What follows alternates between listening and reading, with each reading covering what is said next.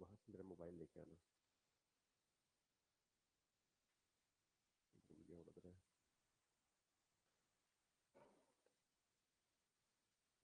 Sir को बोल देना।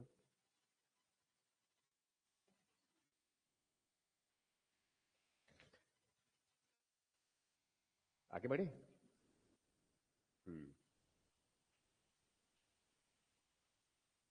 कल जो डिस्कस किए उसको, कल क्या बताया था मैंने? शैव संप्रदाय, ये डिस्कस किया था मैं। ठीक है, अब शैव संप्रदाय मतलब किसकी बात किया था इसमें? जो भगवान शिव के उपासक है, हम उनकी बात करते हैं। ठीक, मुख्य बात इसमें यही है।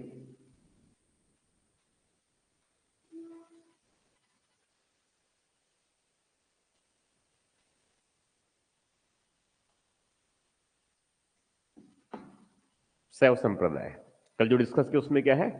शैव संप्रदाय डिस्कस किए थे, जिसे बताया था मैंने कि मुख्य रूप में उसमें भगवान शिव या फिर उनके जो आद्य रूप रुद्र, उनकी उपासना किया जाता है। ठीक है, भारत में जो है शैव संप्रदाय बहुत लोकप्रिय भी है और इसके कई अलग अलग उसमें जो है पंथ है, कई अलग पंथ है ये। ठीक है, अब शैव में जो है मुख्यतः किसकी पूजा है? ये शिव की पूजा है ये। ठीक, तो दो प्रकार से बताया था मैंने, एक इनका जो स्वरूप है ये, एक इसमें क्या बताया था मैंने, इसका जो पौराणिक जो स्वरूप है, और दूसरा क्या है? गैर पौराणिक है ये। पौराणिक में जो है भगवान शिव की जो है आराधना है, ठीक है, उनको आराध्य मानते हैं, और उसका जो महिमा मंडन है विशेष रूप से किसमें? शिव पुराण में। ठीक है, गैर पौराणिक बताया था मैंने, तीन प्रमुख उसके मार्ग पंथ है, एक अति मार्ग वाला है, दूसरा अघोरी रूप है, और तीसरा मंत्र वाले है, जिनमें फिर अलग अलग सेगमेंट में लिया था मैंने। पशुपत शैव है, नकुलिश ने जिनकी स्थापना किया था, फिर कपालिक शैववाद है, फिर उसके बाद में एक साथ बताया था मैंने त्रिक दर्शन वाला भी है, कालामुख है, ठीक है, और फिर इधर दक्षिण में जो है एक तमिल शैव भी है, और कश्मीर में जो है एक कश्मीर शैव भी है। ये सब डिस्कस किया था मैं। ठीक है, और इस सब में जो है जैसे बहुत सारे सेगमेंट एक साथ लिया था मैंने एक्चुअल में वो। ठीक है, तो उसमें बहुत सी बातें हैं, पशुपत है, ठीक, ये सब इनमें से क्वेश्चन इस प्रकार से पूछा है कि निम्नलिखित में से कौन से शासक जो है शैव के उपासक थे? ये भगवान शिव के उपासक थे। प्रश्न ऐसे भी पूछे गए हैं एक दो बार, तो उनको भी ध्यान में रख लेंगे आप लोग। ठीक है, मतलब प्रश्न पूछने का तरीका ऐसा भी रहा है ये। ठीक है, अब जैसे कि इसमें जो है एक जो बात के शासक है, बात के शासक है गुंडो फर्नीज। क्वेश्चन ऐसे पूछे गए हैं एक्चुअल में कि निम्नलिखित में से कौन से शासक जो है शैव धर्म से संबंधित थे? ये भी जो है भगवान शिव के उपासक थे। छत्तीसगढ़ में भी सेम स्थिति है।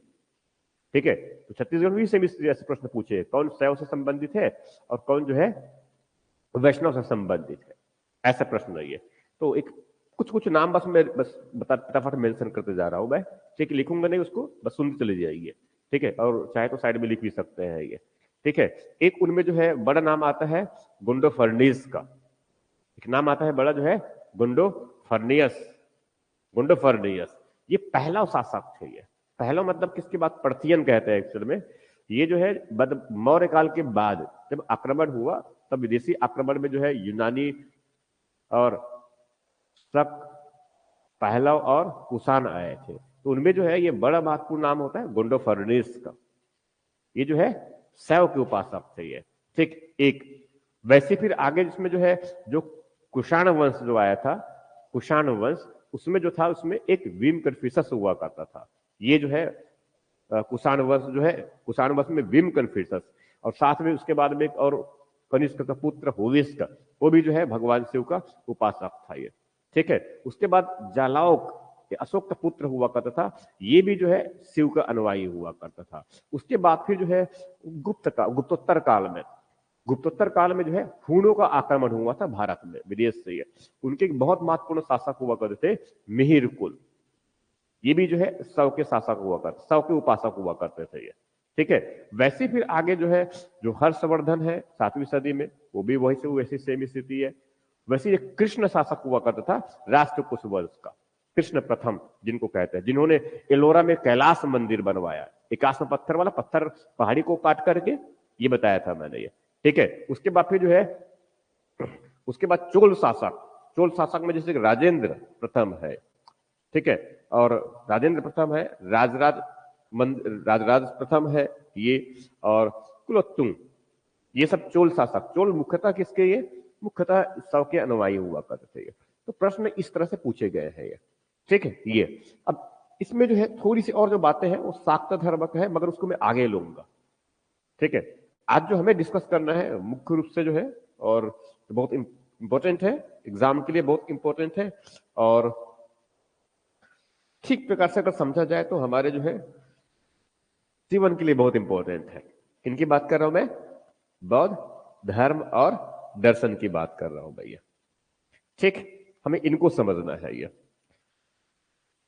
तो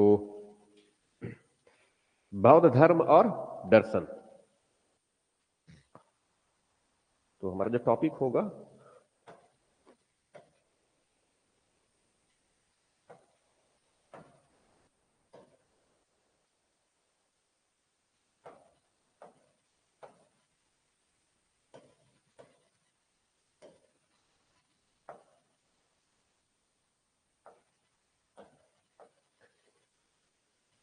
आज किस तारीख है, 27।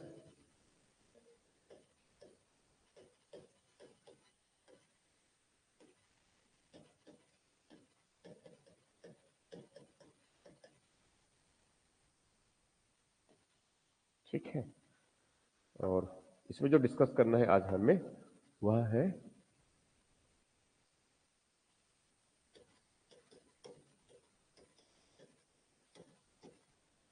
बौद्ध धर्म दर्शन, ठीक। ये मुख्य विषय हमारे पास में आज। अब इसमें जो है, इसमें कई आयाम है जहां से प्रश्न बनते हैं हमारे लिए, ठीक है। कुछ बेसिक्स है और कुछ थोड़ा सा अंदर डीपली भी है। तो कुछ सामान्य बातें इसके बारे में, और उसके बाद फिर जो है इसमें उनके मुख्य जो विचार क्या थे धर्म को लेकर के, ठीक है। और इनके साथ साथ जो है वो मुख्य विचार हमें किससे जानकारी मिलती है, दूसरी बात है ये, ठीक है। उसके बाद फिर जो है इसके जो दार्शनिक पक्ष है हमें वो देखना है दोनों, ठीक है। तो सिलेबस में हमारे जो है वो कला और संस्कृति और दर्शन भी है, ठीक है। तो दर्शन को हम साथ में लेते चले जा रहे हैं। हम शुरुआत की थी इस तरफ कहां से, आदिम धर्म से लेकर के जो है, उसके बाद फिर वैदिक, और वैदिक के बाद फिर जो है अब हम इसमें बुद्ध और जैन, ठीक है। इसके साथ साथ फिर जो है कुछ भौतिकवादी भी थे, उसको बताऊंगा मैं ये, ठीक है। और जो है कुछ उसमें मतलब भगवान बुद्ध से धर्म, बौद्ध धर्म से पहले भी कुछ और भी संप्रदाय है, और भी कुछ संप्रदाय है, मैं उसको भी डिस्कस करूंगा। भगवान बुद्ध के जो है, भगवान बुद्ध से पहले कुछ और भी संप्रदाय के लोग हैं ये, और भी संप्रदाय मतलब जिनको जैसे कहते हैं, कुछ नाम बता दे रहा हूं मैं, भौतिकवादी कहते हैं। एग्जाम के लिए बहुत इंपॉर्टेंट है सब ये। भौतिकवादी है, अक्रियावादी है, आजीवक संप्रदाय है, नियतिवाद है, और अनिश्चयवादी, ये सब बहुत इंपॉर्टेंट है। ये भी क्लास में डिस्कस नहीं किया हूं मैं, आगे जो है करूंगा इसको मैं ये, ठीक है। और शाक्त संप्रदाय बचा हुआ, तो मगर हम विशेष किसकी बात कर रहे हैं अभी जो है, बौद्ध धर्म और दर्शन का ये, ठीक। अब इसमें जो है तो सबसे पहली बातें जो है, सबसे पहली बात जो है इसमें जो समझना है एक्चुअल में हमें, कि इस बौद्ध धर्म के बारे में हमें जानकारी का मूल स्रोत क्या है, इनकी जानकारी का मूल स्रोत, और विशेष रूप से बात करेंगे इस पर जो है जो साहित्यिक ग्रंथ है बौद्ध धर्म से संबंधित, ठीक। तो पहले मैं किसकी बात कर रहा हूं, मुख्य रूप से इसमें जानकारी के स्रोत,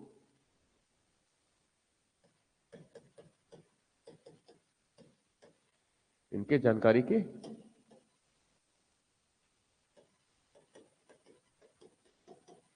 स्रोत, ठीक है। पर इसमें साहित्यिक सेगमेंट को नहीं ले रहा हूं मैं अब, इसमें जो है मैं साहित्यिक को नहीं ले रहा हूं, ठीक है। इसमें मेनली मैं डिस्कस कर रहा हूं पुरातात्विक को नहीं, मेनली किसको मैं, साहित्यिक को ले रहा हूं मैं इसमें ये, ठीक है। जानकारी के स्रोत में जो है जो मूल स्रोत की बात कर रहा हूं मैं ये, जहां से हमें जानकारी मिलती है किनके बारे में, बौद्ध धर्म के बारे में ये, ठीक है।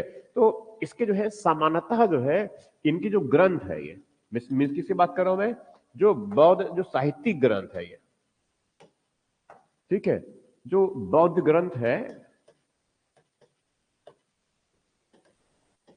ठीक है, ये मान के चलो जो है पहली सदी से पूर्व तक, पहली सदी के पहले तक, ठीक है। तो एक इसको मैं विभाजित कर देता हूं, एक इनमें जो है जो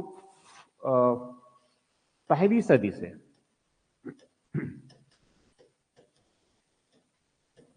पूर्व के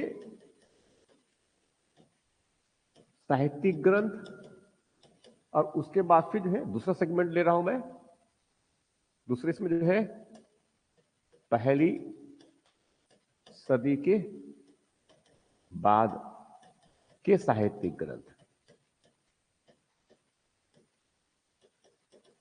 और पहली सदी को इस संदर्भ, पहली सदी को इस वजह से हम मुख्य फैक्टर मान रहे हैं क्योंकि हम जानते हैं इसमें कि जो चौथा बौद्ध संगति जो हुआ है,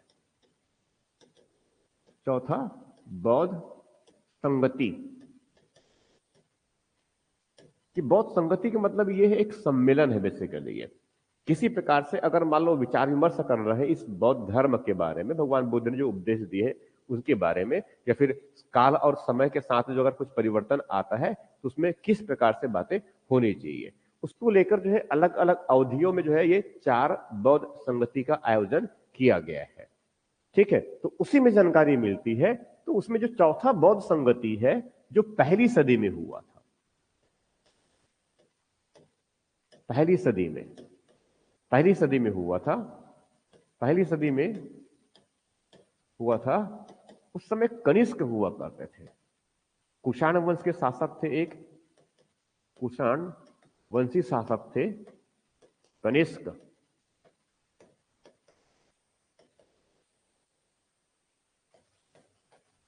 कुषाण वंशी शासक थे कनिष्क, और उन्होंने जो है कुंडल वन में, कुंडल वन एक नए नगर की स्थापना भी किया, और उसी नगर में कुंडल नगर मतलब कहां, कुंडल वन मतलब कहां पर कर रहा हूं मैं, कश्मीर में बात कर रहा हूं मैं, ठीक है। यहां पर जो है चौथा बौद्ध संगति का आयोजन किया गया था, ठीक है।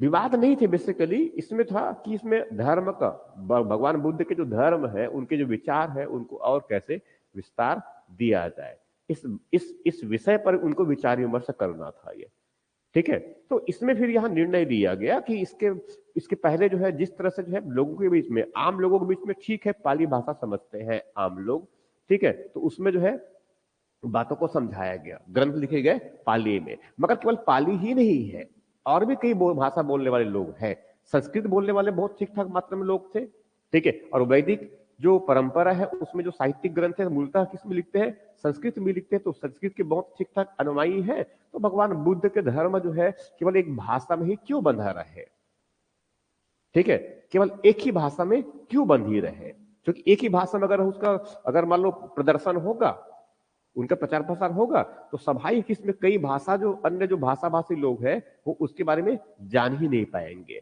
और जान ही नहीं पाएंगे तो भगवान बुद्ध के विचार का जो है विस्तार नहीं हो पाएगा। इसीलिए जो कनिष्क जो है एक बौद्ध संगति का आयोजन किया, और उसमें फिर बहुत से जो बौद्ध भिक्षु, जो बड़े, जो उनके जो विचारक थे बुद्ध धर्म के, अनुयायी थे, उनको बुलाया गया, और आपस में सलाह मशवरा करके जो है वहां से फिर उसने कि अब केवल पाली से ही बंधे नहीं रहेंगे, बल्कि बाकी अन्य भाषाओं में भी, और विशेष रूप से किसमें, संस्कृत में, ठीक है। तो वहां से जो है संस्कृत में भी जो है उनका जो है साहित्यिक ग्रंथों का लेखन की प्रक्रिया प्रारंभ हुआ। उससे जो है भगवान बुद्ध और बौद्ध धर्म के अनुयायियों की मात्रा बढ़ा, अनुयायियों की मात्रा बढ़ा, क्योंकि वहां बौद्ध धर्म की जो विचार क्या है, उनकी शिक्षा क्या है, उनको ठीक से समझ पाए। समझ में आ रहा है जो कह रहा हूं मैं? इसी वजह से जो है इनको मैंने बस एक सेगमेंट, बस एक याद करने के दृष्टिकोण से पहली सदी ईसा पूर्व के साहित्यिक ग्रंथ और पहली सदी के बाद के साहित्यिक ग्रंथ। तो यहां पर समझ लो कि इसमें जो है मूलतः यहां पर क्या है, ये पाली भाषा, पाली, और पाली को जानते हैं हम प्रथम प्राकृत कहते हैं, पाली को जानते हैं हम क्या कहते हैं, प्रथम प्राकृत कहते हैं। ये वैदिक संस्कृत से जो है पाली का विकास हुआ, भाषा के विकास में।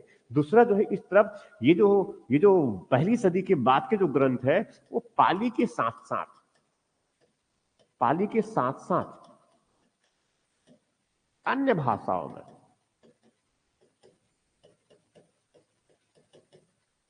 अन्य भाषाओं में ही से साहित्य की रचना हुआ। मतलब अब केवल एक भाषा से, एक ही भाषा से बंधे नहीं रहे, और विशेष रूप से जो है, विशेष रूप से जो है संस्कृत में, विशेष रूप से संस्कृत में। ठीक इस तरह से है। इससे क्या होगा, इससे क्या हुआ कि बौद्ध धर्म के जो आधार है उनका विस्तार हो, कि लोग ज्यादा ज्यादा लोग उसके बारे में जान पाए। ठीक है, अब ये जो है बहुत बेसिक से ले रहा हूं मैं ये।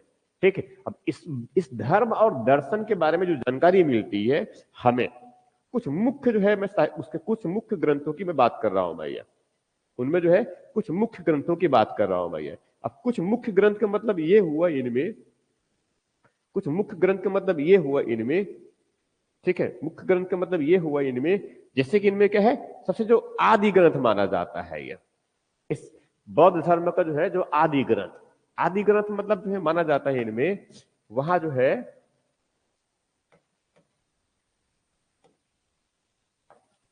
वहां जो है बौद्ध धर्म का आदि ग्रंथ, आदि ग्रंथ माना जाता है इनमें त्रिपिटक को। किसको मानते हैं? त्रिपिटक। किसको मानते हैं? त्रिपिटक। अब त्रिपिटक जो है, त्रिपिटक, अब त्रिपिटक से मतलब हुआ किस भाषा में? पाली में। इसमें पाली में है। ठीक है, त्रिपिटक का मतलब जो है तीन पिटारा, ऐसा समझ लीजिए। क्या? तीन पिटारा। ठीक है, जो भगवान बुद्ध के धर्म जो है और उनके दर्शन के जो है सबसे मूल स्रोत, ठीक है, वो कौन सा है? पिटक। और पिटक का मतलब क्या होता है? टोकनी, पिटारा, यही मतलब उनके समूह है ये। ठीक है, तो इनमें जो है भगवान बुद्ध के जो है उनके उपदेश और उनके जो अनुयायी है उनके लिए आचरण के नियम और उनमें दार्शनिक विचार, तीन बातें हैं। इस त्रिपिटक का मतलब यह हुआ कि बौद्ध धर्म का सबसे आदिम जो है, सबसे आदि ग्रंथ है ये, प्रारंभिक ग्रंथ है। ठीक है, जिसमें जो है भगवान बुद्ध के विचार, ठीक है, उनके उपदेश क्या थे, उन्होंने अपने अनुयायियों के लिए किस प्रकार की बातें कही है, उनके आचरण के किस प्रकार के नियम होने चाहिए, ठीक है, उनका आचरण किस प्रकार का हो, और बौद्ध धर्म के जो है तो दार्शनिक विचार क्या होंगे। ठीक है, आत्मा, परमात्मा और सृष्टि, इन सब चीजों के लिए किस प्रकार के विचार है इनका, ये बौद्ध धर्म का दार्शनिक पक्ष है ये। समझा है ये बौद्ध धर्म का दार्शनिक पक्ष है। तो धर्म कभी एक मूल विचार और साथ में उसमें दर्शन कभी एक मूल विचार। त्रिपिटक, त्रिपिटक जिनका संकलन जो है, जिनका संकलन जो है पहले संगति में है, पहली संगति में किया गया था। ठीक है, पहली संगति में, इसके अलग से बात करूंगा मैं। ठीक है, पहली संगति, संगति के बारे में से बात करूंगा। पहली संगति जो हुआ था, कहां बताया था मैंने? राजगीर है, राजगीर या फिर राजगृह है, बेसिकली इनको सही वर्ड किया जाए राजगृह में हुआ था, अजात शत्रु के समय। ये इनके समय हुआ था, अजात शत्रु। और जानते हैं कहां के शासक है ये? मगध के शासक है ये। ठीक है, पहली संगति का आयोजन हुआ था, और यहां पर जो है भगवान बुद्ध के उपदेश, भगवान बुद्ध के उपदेश, भगवान बुद्ध के उपदेश जो है और बौद्ध भिक्षुओं के लिए जो है, बौद्ध भिक्षुओं के लिए जो है, बौद्ध भिक्षुओं के लिए जो है वो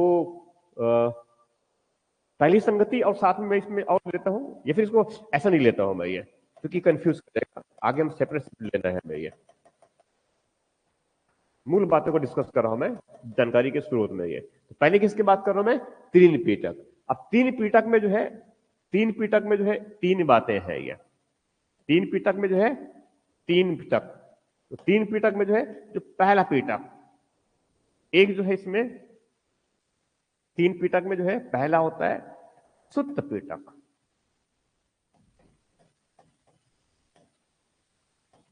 किनकी बात कर रहा हूं मैं? सुत्त पीटक। ठीक है, पहले किस है? सुत्त पीटक। और सुत्त पीटक मतलब ये जो है कि भगवान बुद्ध के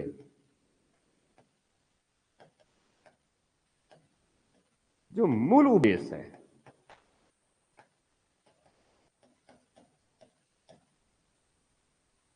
मूल उपदेश का विवरण है ये। भगवान बुद्ध जो है सबसे पहले जो अपना जो विवरण, अपना जो उपदेश दिया था सारनाथ में दिया था, ठीक है। इसीलिए उनको जो है जो पहला उपदेश है भगवान बुद्ध के, उन्होंने तो अपने धर्म के बारे में बताया, चारों दिशाओं में जिनका विस्तार हो सके, ठीक है, प्रगतिशील तरीके से। इसीलिए इनको कहा जाता है धर्म चक्र प्रवर्तन। ऐसे और भी कई उपदेश जो अलग अलग जगहों पर उन्होंने दिए, चाहे वहां श्रावस्ती में दिया हो, चाहे वहां जो इस तरफ कौशल में दिया हो, चाहे वहां मगध या फिर अन्य क्षेत्र में दिया हो, सारनाथ, इन सब चीजों में ये, इन सब जगहों पर ये। तो ये जो है बौद्ध धर्म के बारे में जो है, इसमें भगवान बुद्ध के मूल विचार क्या है, ये जानकारी कहां से मिलती है हमें? सुक्त पिटक से मिलती है ये। किससे मिलती है? सुक्त पिटक से मिलती है ये, ठीक है। अब सुक्त पिटक जो है ये, सुक्त पिटक जो है, सुक्त पिटक उपदेश बताया मैंने इसमें। अब इसमें जो है उनके 5 निकाय है, ठीक है। इसको बहुत अच्छे ध्यान में रखना है, मुख्य परीक्षा के लिए बहुत इंपॉर्टेंट होता है ये। इसके जो है 5 निकाय है इसमें, 5 निकाय या फिर 5 ग्रंथ कहा जाए। इसमें क्या है? 5 निकाय या फिर 5 ग्रंथ ऐसा कहा जाए, ठीक। आगे बढ़ जाऊं मैं, ठीक है। 5 निकाय, 5 निकाय कह रहा हूं मैं, ये बहुत इंपॉर्टेंट है। इसी में से हम लोगों को डिस्कस किए हैं बार बार, अगुंतर निकाय, ठीक है। आगे पढ़े ना, महाजन पर 16 महाजन पर जानकारी मिलती है, ठीक है। तो उसमें बौद्ध धर्म में जो है 5 निकाय की बात कर रहा हूं मैं ये। इसमें बौद्ध धर्म में, बौद्ध साहित्यिक ग्रंथ में मैं 5 निकाय की बात कर रहा हूं मैं ये।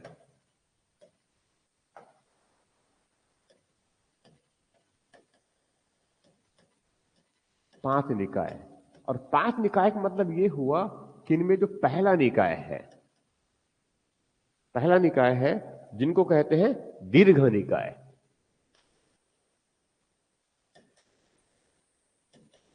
जिनको कहते हैं दीर्घ निकाय।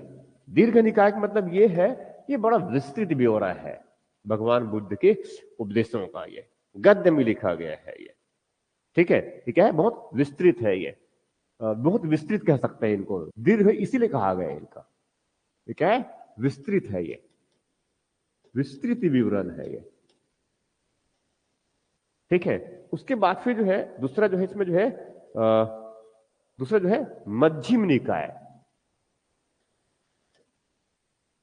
मध्यम, मध्यम,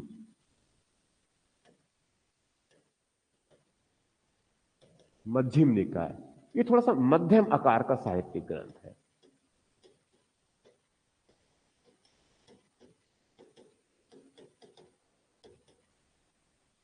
ठीक है। दूसरा कौन सा हो गया? मध्यम।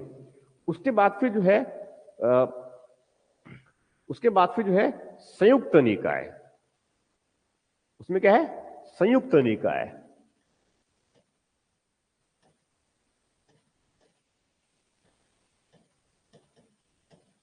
ठीक है। कुछ समान विचारों को एक साथ संकलित किया गया,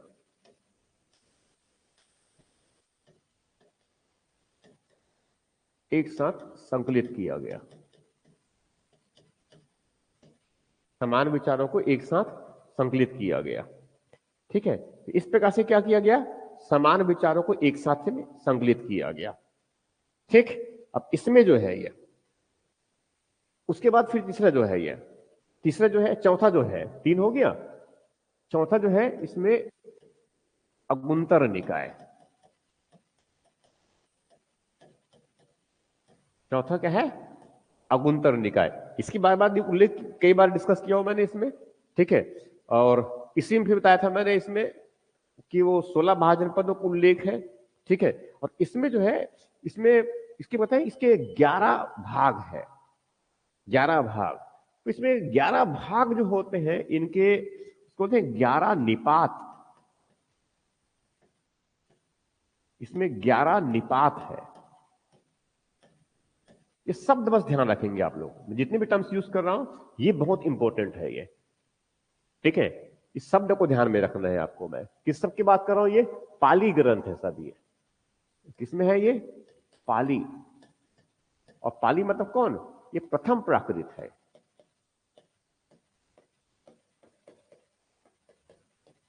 पाली मतलब क्या है? प्रथम प्राकृत।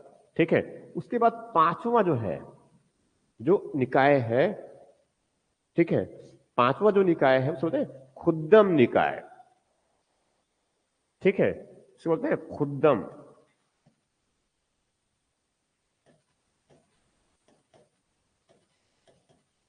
ठीक है, इसमें भगवान बुद्ध की छोटी छोटी कथाएं हैं।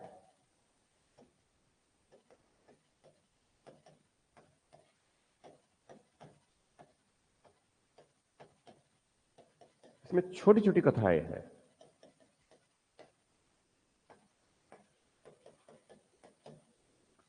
ठीक, ये क्या हो गया? 5 निकाय। कौन कौन सा नाम बताया मैंने इसमें? एक दीर्घ निकाय है, सबसे बड़ा है। मध्यम निकाय, मध्यम आकार का है। दूसरा संयुक्त निकाय, समान विचारों को एक साथ में संकलित किया गया। एक क्या है? अगुंतर निकाय, और इसमें 11 निपात है। इससे जानकारी किसकी मिलती है हमें? 16 महाजनपदों की। जानते हैं तो नहीं लिखेंगे, तो मैंने सिर्फ सांकेतिक रूप से कह दिया।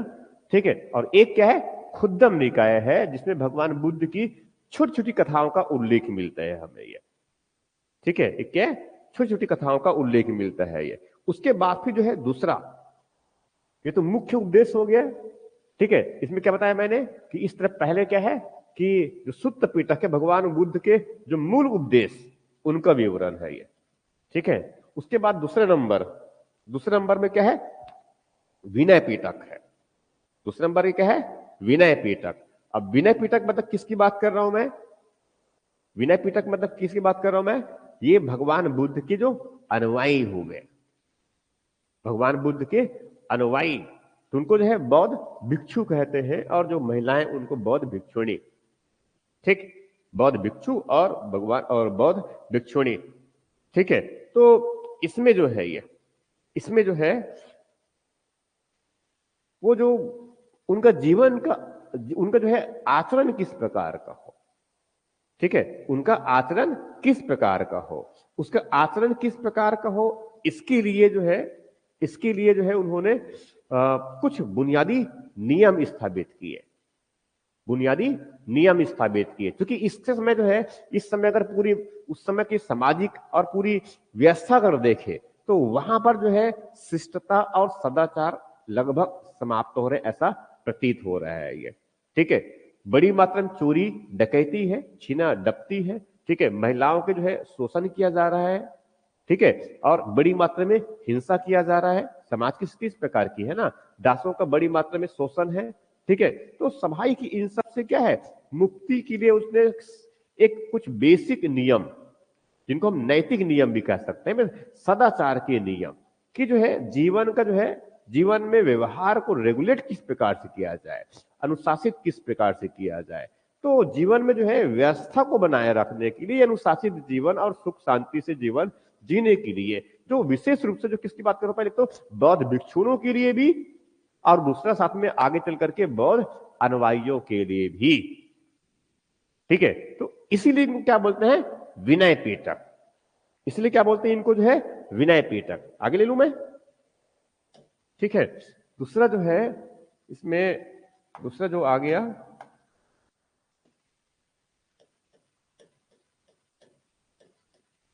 विनय पीटक। विनय पीटक में बेसिकली क्या है? ये जो है भगवान बुद्ध के जो अनुयायी है,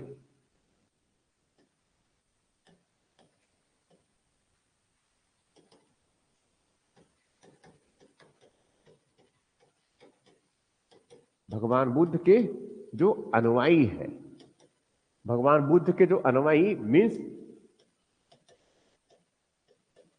बौद्ध भिक्षु और भिक्षुणी।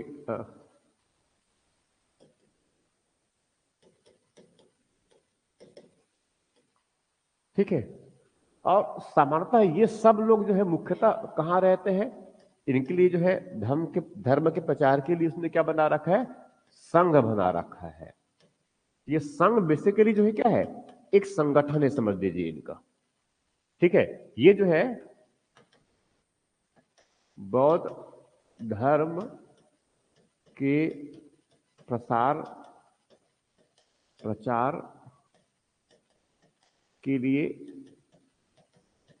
बनाया गया संगठन के जैसा ही मान के चलो, वो संगठन के जैसा। कौन सा है, संघ।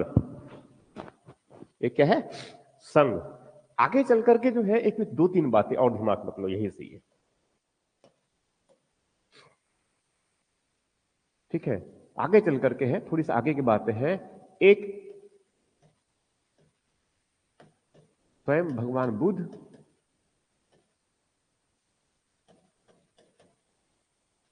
संघ और इनके जो विचार थे जिनको बोलते हैं धम्म, इनको जो है आगे चल करके जो है तीन रत्न कहा गया।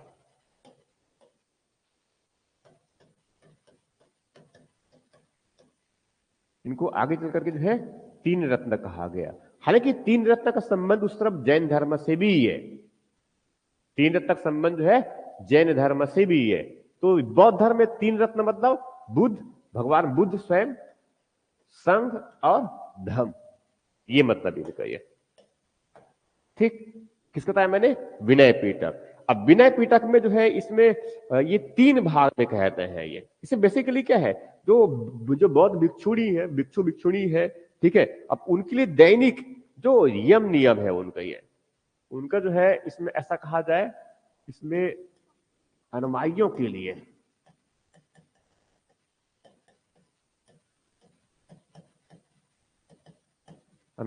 लिए जो है इनके दैनिक नियम, दैनिक आचरण के नियम है, इनके दैनिक आचरण के नियम। ठीक है, उनके आचार विचार,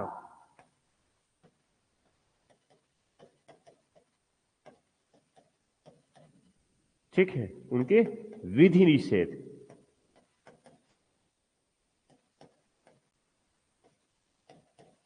इन सबका उल्लेख है, ये इनका विवरण है इसमें।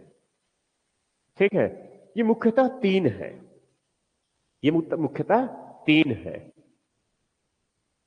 ये उसमें मुख्यतः तीन बातें हैं इसमें, तीन है इसमें ये। अब तीन में जो है, तीन में जो है एक पहला जो है सुत्त विभंग, जिनको कहते हैं सुत्त,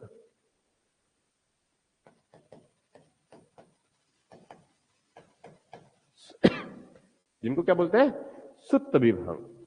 ठीक है, जिसमें महाविभंग है और भिक्षुणी विभंग है। महाविभंग और दूसरा जो है भिक्षुणी, भिक्षुणी।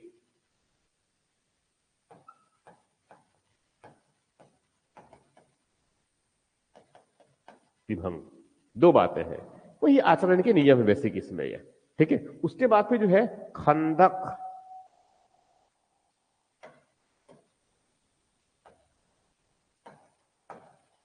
दूसरा जो है इसमें खंदक, हर एक शब्द बहुत इंपॉर्टेंट है, एग्जाम में यही पूछते हैं, खंदक। ठीक है, इसमें महाभग और एक चुल्लभग, इसको लास्ट में रिवीजन भी लेंगे अभी हम लोग। महाभग और चुल्लभग, दो भाग इसके, महाभग नहीं वग है, सॉरी, कब हो जाएगा,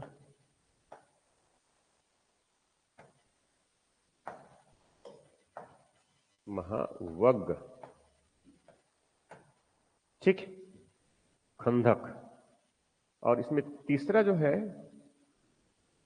तीसरा जो है इसमें वहां है परिवार या पाठ,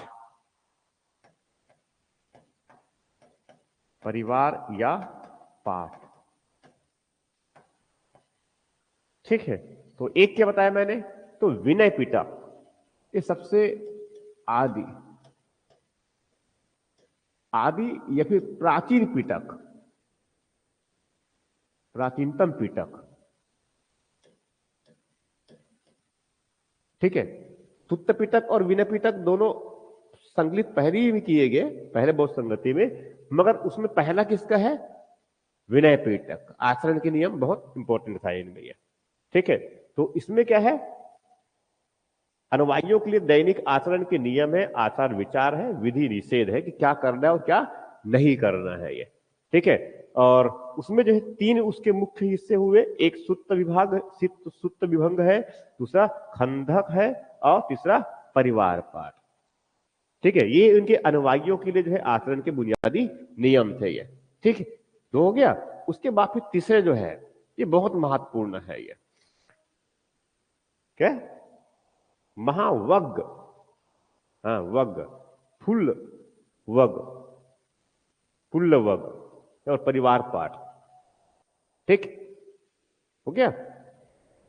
ठीक, उसके बाद फिर तीसरे नंबर में जो है ये, तीसरे नंबर में कौन सा है इसका,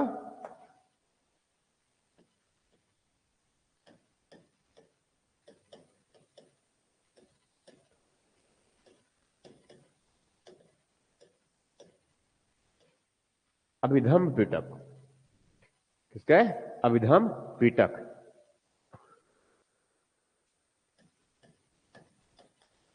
अभी उच्चतर और धम मतलब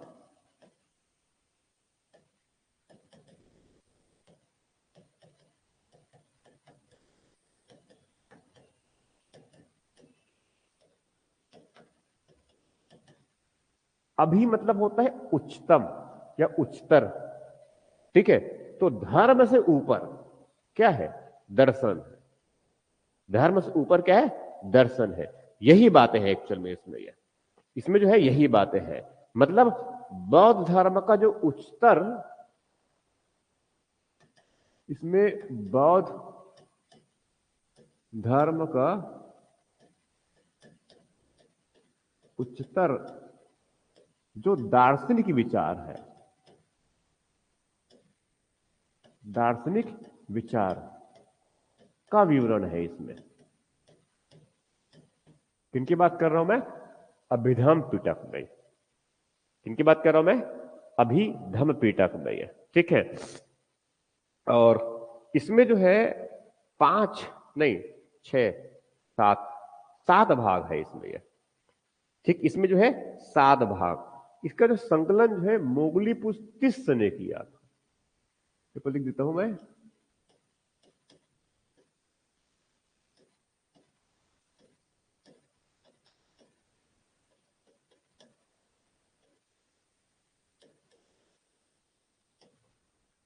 ठीक,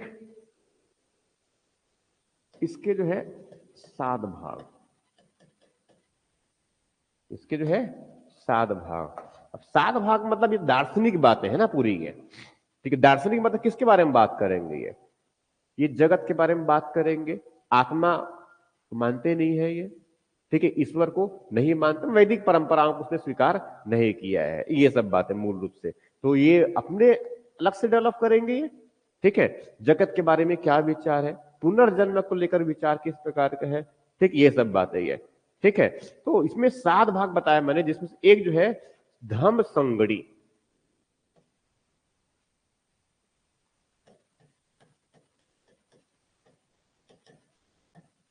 ठीक है, बस फटाफट लिखते चले जाइए, आगे मैं दार्शनिक वाला सेगमेंट लूंगा ही लूंगा इस पर ये। ठीक है, धम्म संगणी, फिर क्या है विभंग, विभंग, फिर कथा वस्तु, फिर चौथा नंबर भंग कथा वस्तु। और कथा वस्तु के बाद जो है, कथा वस्तु के बाद जो है इसमें धातु कथा और पुग्गल, और पुग्गल और छठवा है उग्गल। ये सब अलग अलग शब्द है एक्चुअली में, बहुत अब चूंकि पाली से संबंधित है थोड़ा सा और लगेगा, बिल्कुल जानते नहीं है इस तरह का। और यमक और पठान,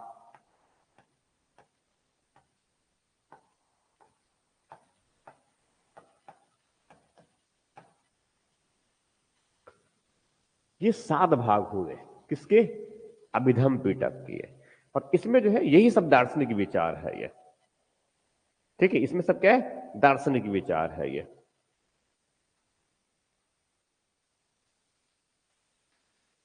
हो गया, इसमें क्या है, दार्शनिक विचार।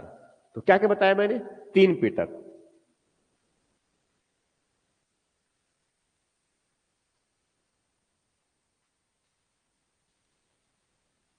ये डिस्कस किया हूं मैं इसमें। तो इसके आदि ग्रंथ जो कहते हैं 3 पीटक है, जो किस भाषा में है, पाली में है। जिनमें पहला क्या है, सुक्त पीटक है, जिनमें भगवान बुद्ध के मूल उपदेश है ये, ठीक है। जिसमें 5 निकाय है, जिनमें क्या है, 5 निकाय है। 5 निकाय में पहले क्या है, दीर्घ निकाय है, विस्तृत ब्यौरा है भगवान बुद्ध के उपदेश का, ठीक है। दूसरा क्या है, मध्यम निकाय है, मध्यम आकार का ग्रंथ है। संयुक्त निकाय निकाय है, समान विचारों को संकलित किया गया है। अगुंतर निकाय है, 11 निपात, 11 भाग में है। 16 महाजनपदों की जानकारी हमें इसी से मिलती है। फिर 5वां क्या है, खुद्दम निकाय है, ठीक है। खुद्दम निकाय जो है, जिसमें भगवान बुद्ध की जो है छोटी छोटी कथाओं का उल्लेख किया गया है। उसके बाद फिर बताया मैंने इसमें दूसरा क्या है, विनय पीटक है। ये सबसे पुराना है देखा जाए तो, वो सबसे पहले इसी का संकलन किया गया, ठीक है। इसमें भगवान बुद्ध के जो अनुयायी, जो बौद्ध भिक्षु और भिक्षुणी है, उनके बारे में आचरण के नियम है, विधि के निषेध नियम है ये, ठीक है। दैनिक आचरण के व्यवहार नियम उनके ये, जिसमें 3 भाग है। एक सुत्त विभंग है, दूसरा खंडक है, और तीसरा परिवार या पाठ। तो सुत्त विभंग जो है महाविभंग में और भिक्षुणी विभंग में। दूसरा क्या है, खंडक, खंडक जो है महावग और पुल्लवग, इसमें बटा हुआ है। फिर डिस्कस किया मैंने इसमें क्या है, अभिधम्म पीटक। ये भगवान बुद्ध के दार्शनिक विचार इसमें।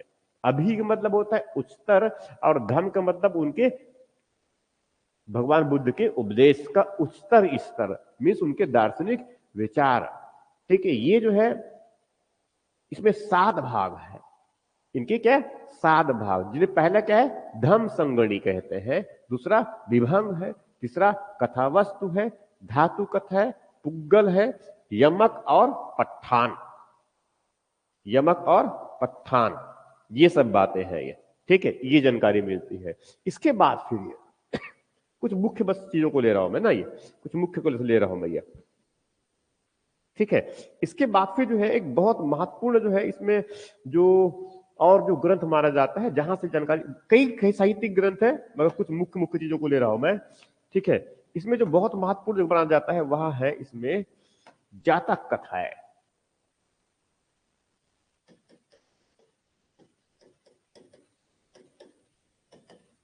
कई इसमें से लुप्त हो गए हैं, मगर कुछ जो बचे हैं उनमें, इसमें भगवान बुद्ध के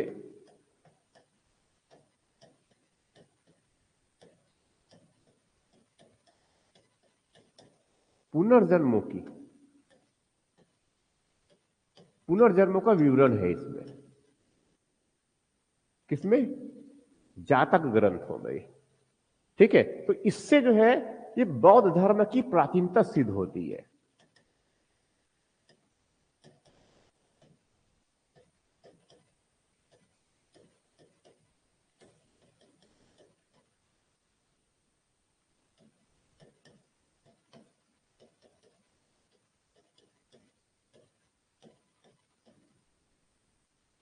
ठीक है, कौन, जातक कथाएं।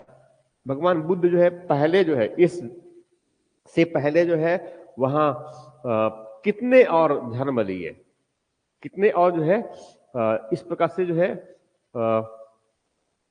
और उनका जन्म हुआ है ये, ठीक, इनका ये। तो ये जो है एक सिंहली भिक्षु हुआ करते थे।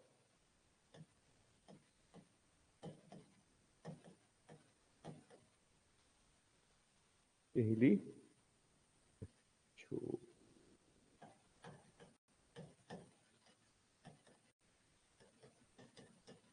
इनके द्वारा रचित कहा जाए।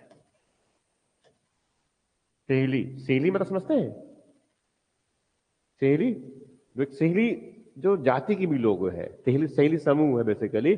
श्रीलंकम भी इनका मूल निवास है वर्तमान में। ये श्रीलंकम जानते हैं, बौद्ध धर्म ठीक ठाक प्रचार प्रसार है, ठीक है। तो वहां बौद्ध भिक्षु हुआ करते, तो उसके द्वारा संकलित किया गया था बाद में।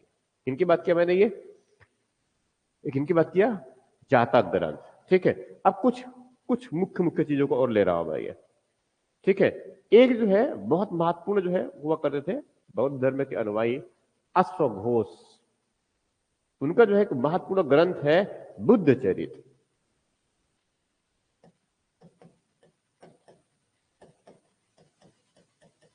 कौन सा है? बुद्ध चरित्र, ठीक है। बुद्ध चरित्र के बारे में ऐसा कहा जाता है इनके बारे में कि यहां जो है ये प्रथम ग्रंथ है एक महाकाव्य रूप में बौद्ध धर्म का।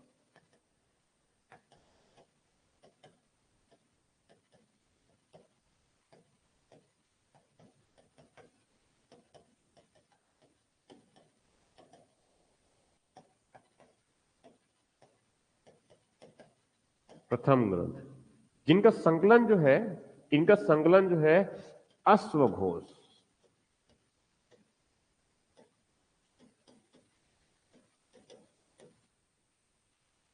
अश्वघोष ये जो है कनिष्क के दरबार में रहता है।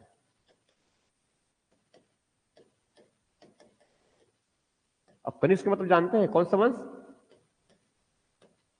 कुषाण वंश। कौन सा?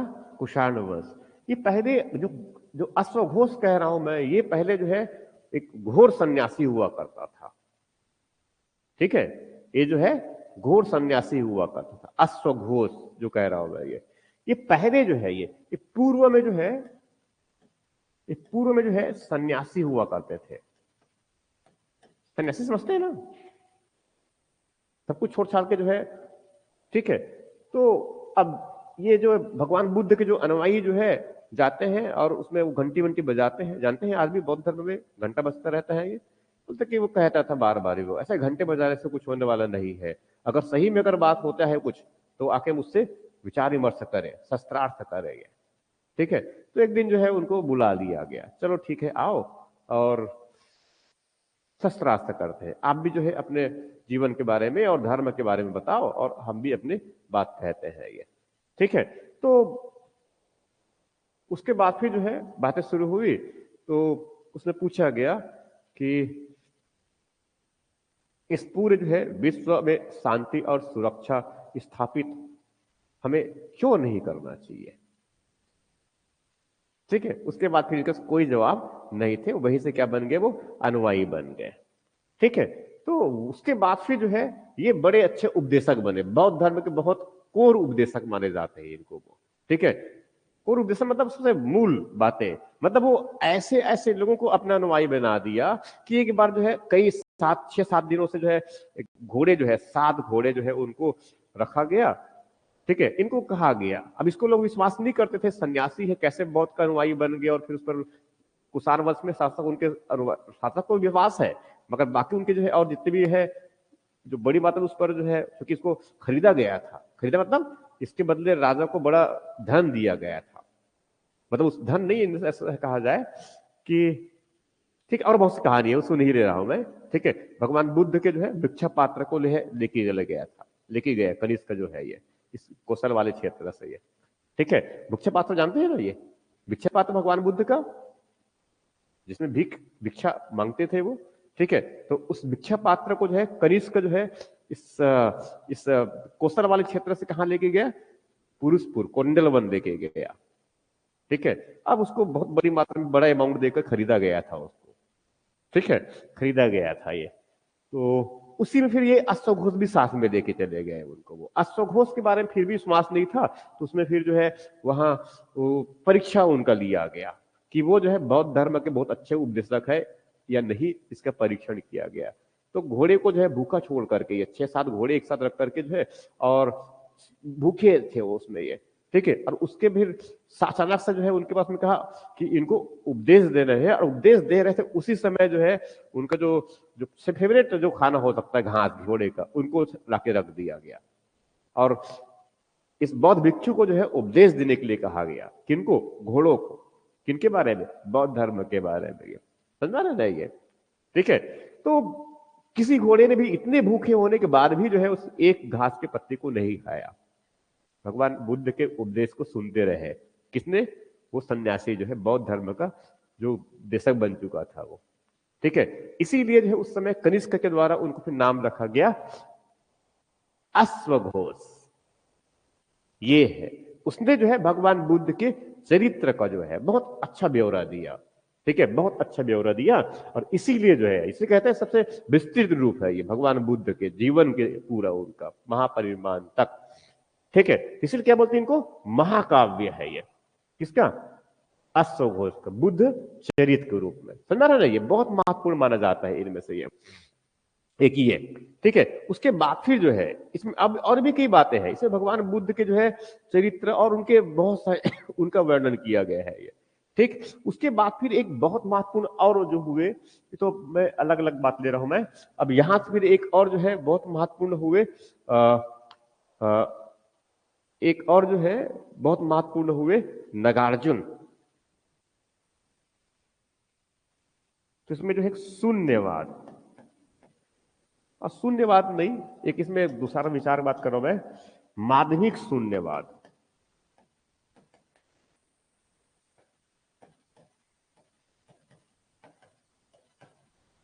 इसके प्रवर्तक जो है, इसके प्रवर्तक जो है नागार्जुन। कोई इनको नागसेन भी कहते हैं, कोई इनको जो है नागसेन भी कहते हैं ये।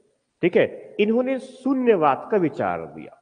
भगवान बुद्ध के जो है उनके विचारों में से उन्होंने एक विचार निकाला, माध्यमिक शून्यवाद। माध्यमिक शून्यवाद, इसका मूल जो तत्व है अगर देखा जाए तो ये जो है पूरी जगत में क्या है? सब कुछ शून्य। मतलब सब कुछ क्या है? शून्य। मतलब क्या है? सब कुछ क्या है? क्षण में सब कुछ नष्ट हो रहा है। ये प्रत्येक क्षण सब कुछ नष्ट हो रहा है। इसीलिए जो है यहीं से भगवान बुद्ध के विचार जो है, जिनका जो शून्यवाद के रूप में आगे जोड़ करके इस नागार्जुन ने आगे बढ़ाया, इसी को कहते हैं क्षणिकवाद। बताऊंगा आगे दार्शनिक पक्ष में ये। ठीक है। तो नागसेन, नागार्जुन, इनकी एक बहुत महत्वपूर्ण जो है एक और जिसने जवाब दिया था बौद्ध धर्म के बारे में, उस तरफ जो है मिनांडर को वो, मिनांडर को वो। ठीक है। वहां जो है मिलिंद प्रश्न, मिलिंद पन्हो,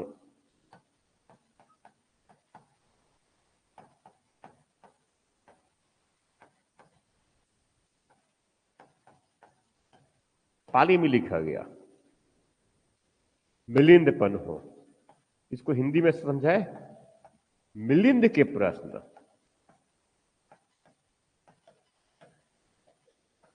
और मिलिंद का मतलब यह है मिनांडर,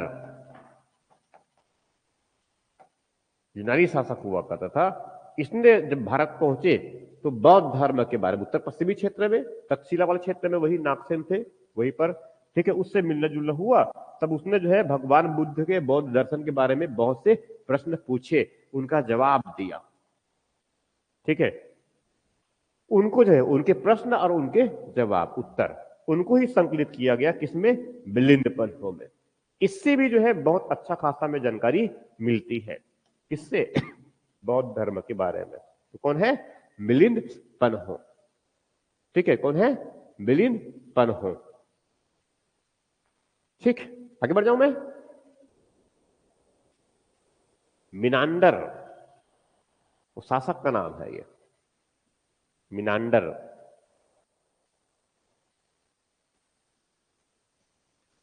क्या है? मिनांडर। ठीक, आगे बढ़ जाऊं। इसके बाद फिर जो है एक बहुत और महत्वपूर्ण है इसमें, वह है जैसे कि इसमें जो है एक, उनमें जो है असंग और वसुबंध, असंग और वसुबंध। ठीक है। और इसमें थोड़ी सी और बातें लिख लीजिए, यहां पर एग्जाम में पूछा जाता है कई बार। ये जो नागसेन है ना, नागार्जुन, इनको एक तो शून्यवाद बताया मैंने, उधर लिखा हुआ है क्या, माध्यमिक शून्यवाद। शून्यवाद के जनक इसी को कहते हैं। तो पारा, पारा समझते हैं, मरकरी, मरकरी, ठीक है।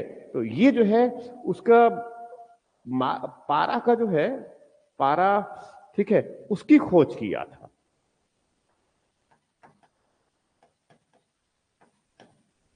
ठीक है, पारा का खोज किया था। इनको भारत का आइंस्टीन कहते हैं। ठीक है, पर यह से कहना ठीक बात नहीं है, क्योंकि आइंस्टीन तो अभी का जन्म हुआ है। ठीक है, और ये कब, पहली सदी की बात कर रहे हैं। तो एक्चुअल में क्या कहना चाहिए, पश्चिम का जो है नागार्जुन कौन है, आइंस्टीन है। मैं यही सा कहना चाहिए ये। मगर ये सब किसमें, ब्रिटिश काल में लोग आए, अपना ही श्रेष्ठ है और यहां सब खराब, ये मानसिकता, तो उसको छोड़ ही देते हैं। प्रश्न पूछा जाएगा मान लो कि भारत के आइंस्टीन कौन है, तो फिर नागार्जुन, ऐसा सोचना है, ऐसा कह देना है, बस सोचना नहीं है पर ये। ठीक है, इस तरह से ये हो गया। अब उसमें जो है फिर आगे, ठीक, ठीक है, इसके बाद फिर आगे जो है इसमें, आगे जो है इसमें एक महत्वपूर्ण है वसुबंधु, और वसुबंधु और जो है असंग। इसने जो है एक बहुत महत्वपूर्ण ग्रंथ लिखा, अभिधम्म कोश।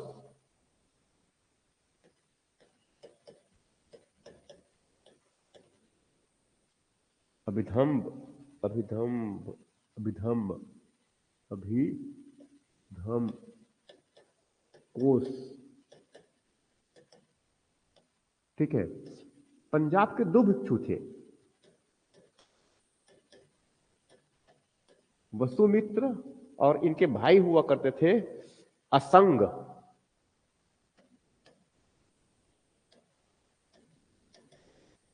असंग, ठीक है, और ये सब जो है कनिष्क के दरबार में है। ठीक है, ये सब जो है किसके,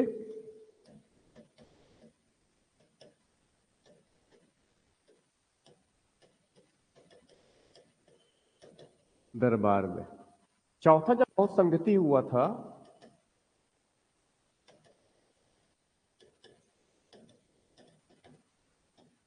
चौथा बौद्ध संगति की अध्यक्षता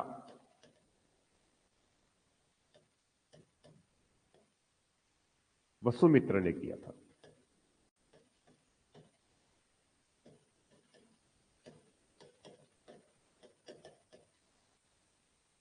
ठीक है, तो वसुमित्र, अश्वघोष, ठीक है, और ये असंग, ऐसे और भी कई बड़ी मात्रा में जो बौद्ध भिक्षु हुए, बौद्ध के जो अनुयायी है।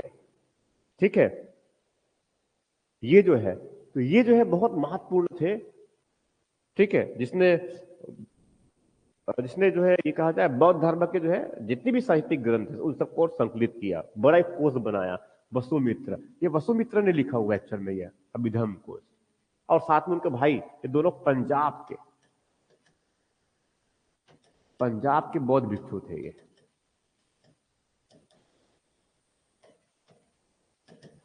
पंजाब में रहते थे बोलता, मगर कौटिल्य इनको बुला लिया था ये। ठीक है, उसके बाद फिर जो है ये, उसके बाद फिर जो है एक और नाम आता है बुद्ध घोष। ठीक है, बुद्ध घोष, एक क्या नाम है इनका, बुद्ध घोष।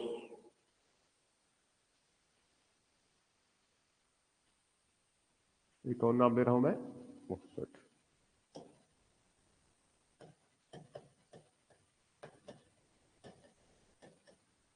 बुद्ध कोश नहीं,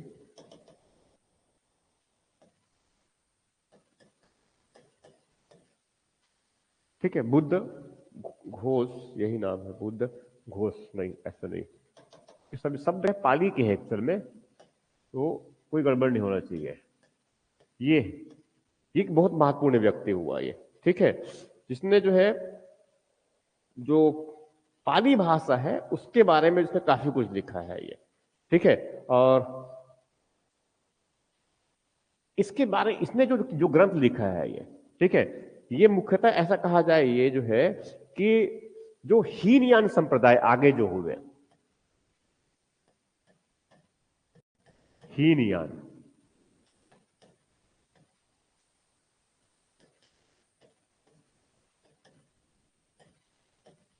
मूल विचार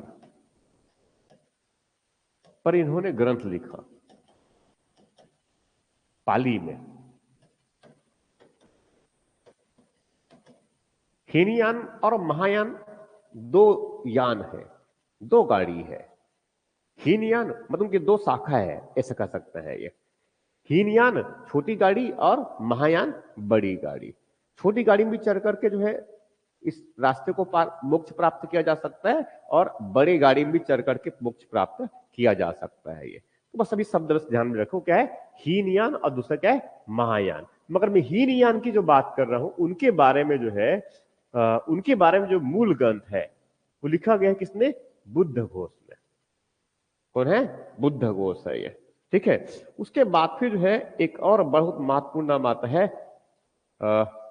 दिंडनाग। एक बड़ा नाम आता है दिग्ड नाग। ठीक है, ये सब एग्जाम में जो है ऐसे अलग अलग अवधि में पूछे गए हैं, ये शब्द को बस ध्यान में रखना है ये। ठीक है, तो दिग्धनाग ये जो है बौद्ध धर्म के तर्क शास्त्र के प्रवर्तक कहा जाता है इनको।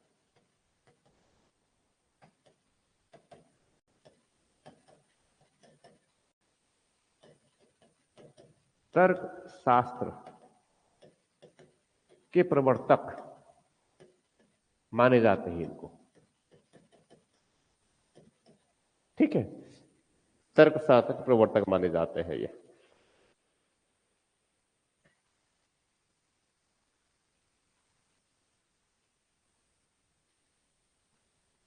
ठीक, एक दो और है इसमें।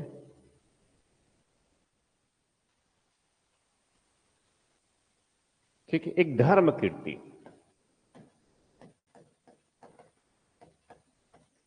ये जो है महायान,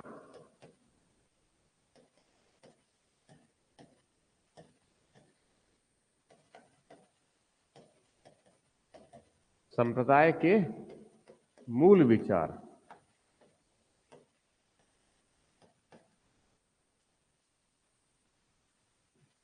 मूल विचार पर ग्रंथ लिखा है इसने। ठीक है, किनके बताऊं मैं? धर्म कीर्ति। ठीक है, ये सब जितनी बात करेंगे तो इसमें क्या है उनके अनुयायी है बेसिकली है। एक जो है मोगली पुत तिस्त, एक क्या है?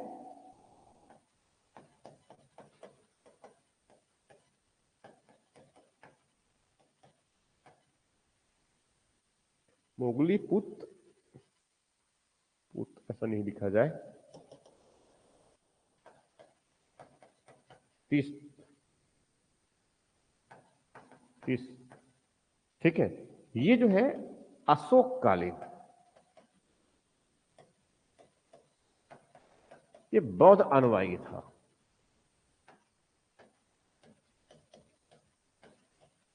तीसरी बौद्ध संगति जो है इसी के अध्यक्षता में हुआ था।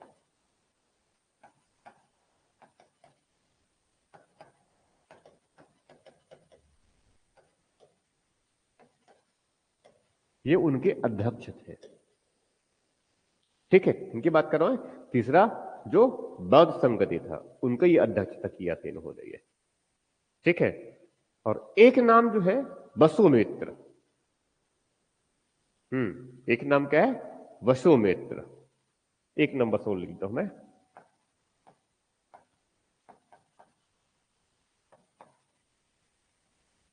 एक वसु बंधु भी लिखे हैं क्या हम लोग? एक मिनट ना, वसु बंधु मैं कहीं पर लिखा हूं इसमें, वसु बंधु वसुमित्र, हाँ उसी की बात कर रहे हैं, तो जानते हैं ये। ठीक है, किनकी बात कर रहा हूं मैं? वसुमित्र, ये वही है वसुमित्र। वो क्या है? जो कनिष्क के समय था ये। ठीक है, तो कनिष्क के समय क्या है? वसुबंधु। कहां पर कहां? ये पहले पंजाब के थे, और चौथा बौद्ध संगति कहां पर हुआ था? कनिष्क के दरबार, कनिष्क शासक काल में कहां पर? कुंडलवन। ठीक है, तो चौथा बौद्ध संगति,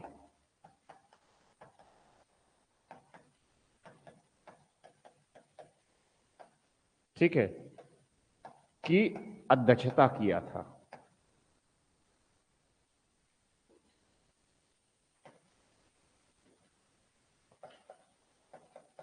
ठीक है, और ये कहां पर हुआ चौथे नंबर का? कुंडलवन में। कहां पर हुआ था? कुंडलवन। अब कुंडलवन कहां पर है? कश्मीर में है। ठीक है, ये कनिष्क ने बसाया था उसको वो, और बड़ी मात्रा में उसने जो है स्तूप वगैरह ही बनवाया था। ठीक है, ये सब इनमें से, यहां तक हो गया। ठीक, ये मूल ग्रंथ है इसमें ये। ठीक है, ऐसे बहुत सी बातें और भी है, पर मैं से कुछ मुख्य मुख्य बातों बस लेते जा रहा हूं मैं ये।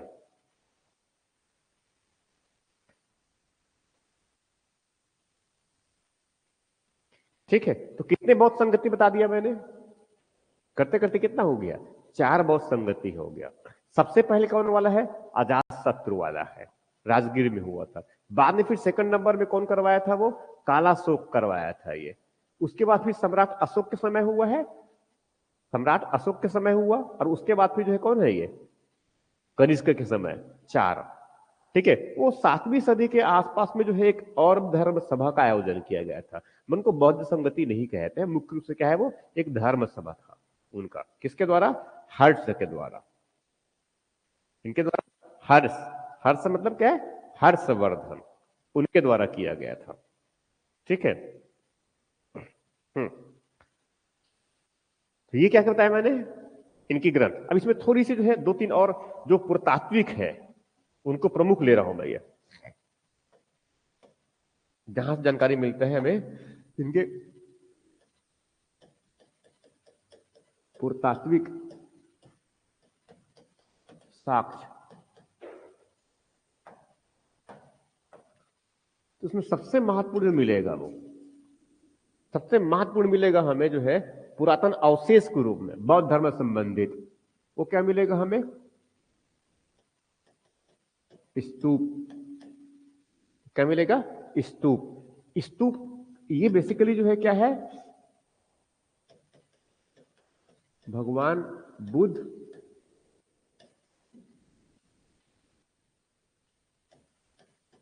और उसके पश्चात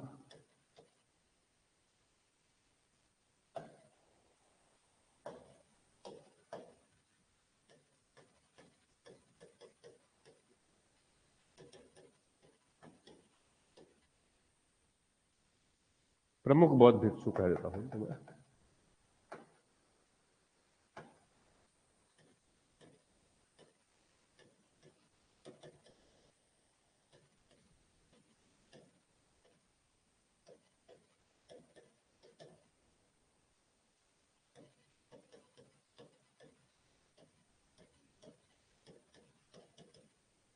अवशेष या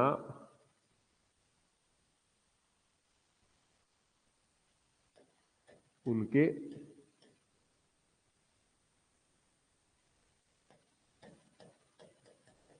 उपयोग की वस्तु के ऊपर बनी वृहद गुंबदाकार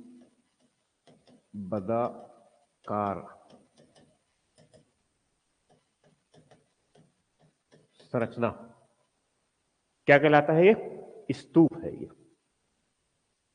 क्या कहलाता है? स्तूप। देखिए स्तूप,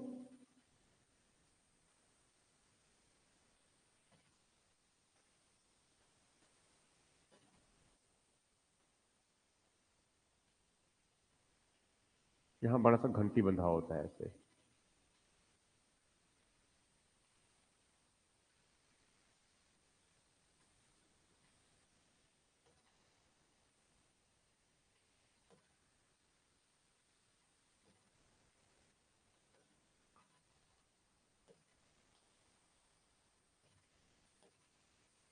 इस तरह से, और इसमें फिर ऐसे, और अंदर भीतर में जो है इनके सबसे भीतर में इसमें क्या होता है, एक, तो ये जो वृहत संरचना जो कह रहा हूं मैं, पूरा पूरा ये पूरा जो वृहत संरचना है, इसी को हम क्या कहते हैं, स्तूप कहते हैं।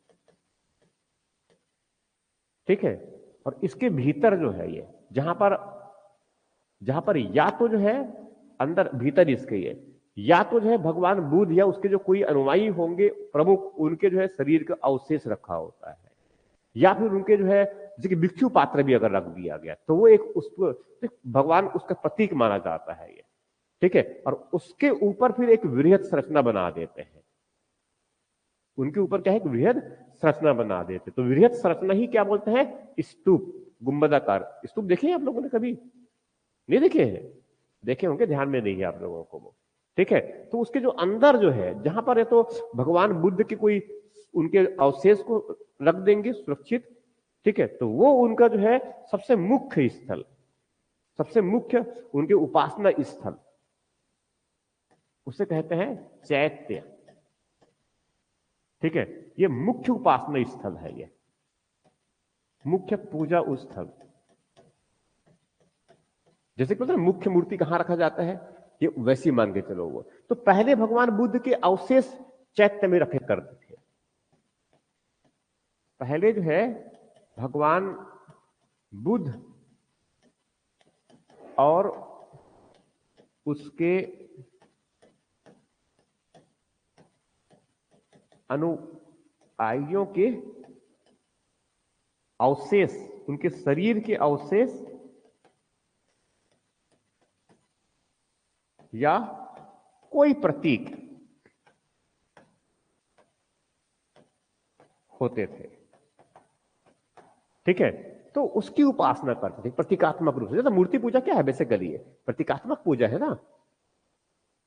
वैसी जो है, तो पहले मूर्ति नहीं थे ये, मुख पहले क्या है, मूर्ति नहीं थे ये, वो तो उसके कुछ जो अवशेष है, उनके जो है, जो भिक्षा पात्र है जिसे भिक्षा मांगते थे वो, तो उनको बड़ा पवित्र मानते हैं ये।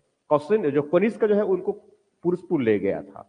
ठीक है, और बाकी फिर जब उससे पूछा गया था कई प्रकार से, इतना महंगा जो है धन देकर के उसको खरीदने की क्या आवश्यकता भिक्षा पात्र को वो। ठीक है, तो उन्हें बहुत सटीक जवाब दिया था, क्या भगवान बुद्ध के भिक्षा पात्र कभी खाली होने चाहिए? नहीं होने चाहिए ना, हमेशा भरे रहना चाहिए। जिससे क्या होगा, पूरी जो है मानवता के लिए क्या है, उसमें धन और उनको भोजन की प्राप्ति होगी। इस तरह के विचार इसमें। ठीक है, तो ये चैत्य, तो चैत्य बाद में जो है, मतलब पहली सदी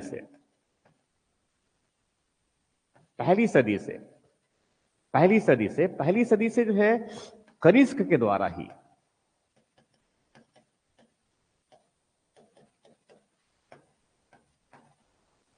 ठीक है, भगवान बुद्ध की मूर्ति बनवाया गया।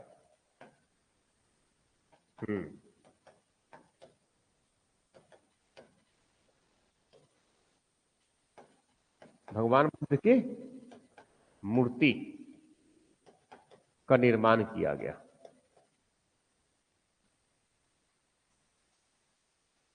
ठीक है, अब जो मूर्ति बनाया गया था सबसे पहले उसी पुरुषपुर वाले क्षेत्र में, वो था गंधार शैली में।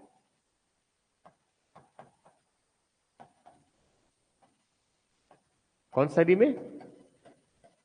गंधार शैली। किसका? भगवान बुद्ध का। इसीलिए इसको जो है भारत में पहली मूर्ति पूजा का, प्राचीनतम छोड़, उसकी बात नहीं कर रहा हूं मैं, ये वो तो हड़प्पा समय मिलता है। ठीक है, मगर इस प्रकार से जो है मानव का जो है भगवान के रूप में जो है मूर्ति का जो है प्रतीकात्मक रूप से पूजा करने की परंपरा सबसे पहले जो है शुरुआत किसने किया? कनिष्क ने किया।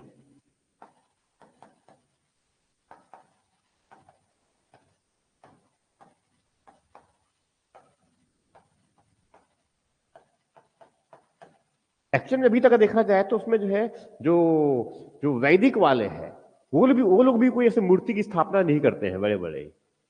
वो भी नहीं है ये। मंदिर भी बहुत अभी उस तरह का नहीं बन रहा है, वो सब क्या है, यज्ञ हवन वाला चल रहा है। मंदिर जो है थोड़ा बाद में डेवलप हुआ है, समझा रहे हैं जो कह रहा हूं मैं ये? ठीक है, तो ये भी स्तूप बेसिकली जो है, ये जो स्तूप कह रहा हूं मैं, तो ये जो स्तूप है ये भी मूलतः ये किसी और से सीखा गया है, ये किसी और से सीखा गया है।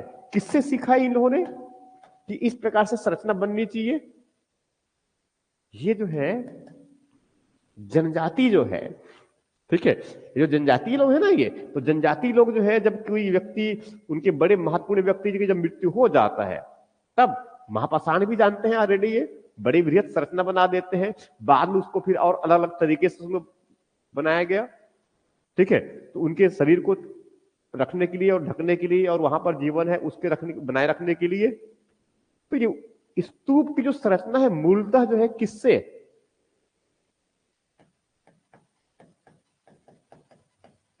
जनजाति जो उनकी समाधान पद्धति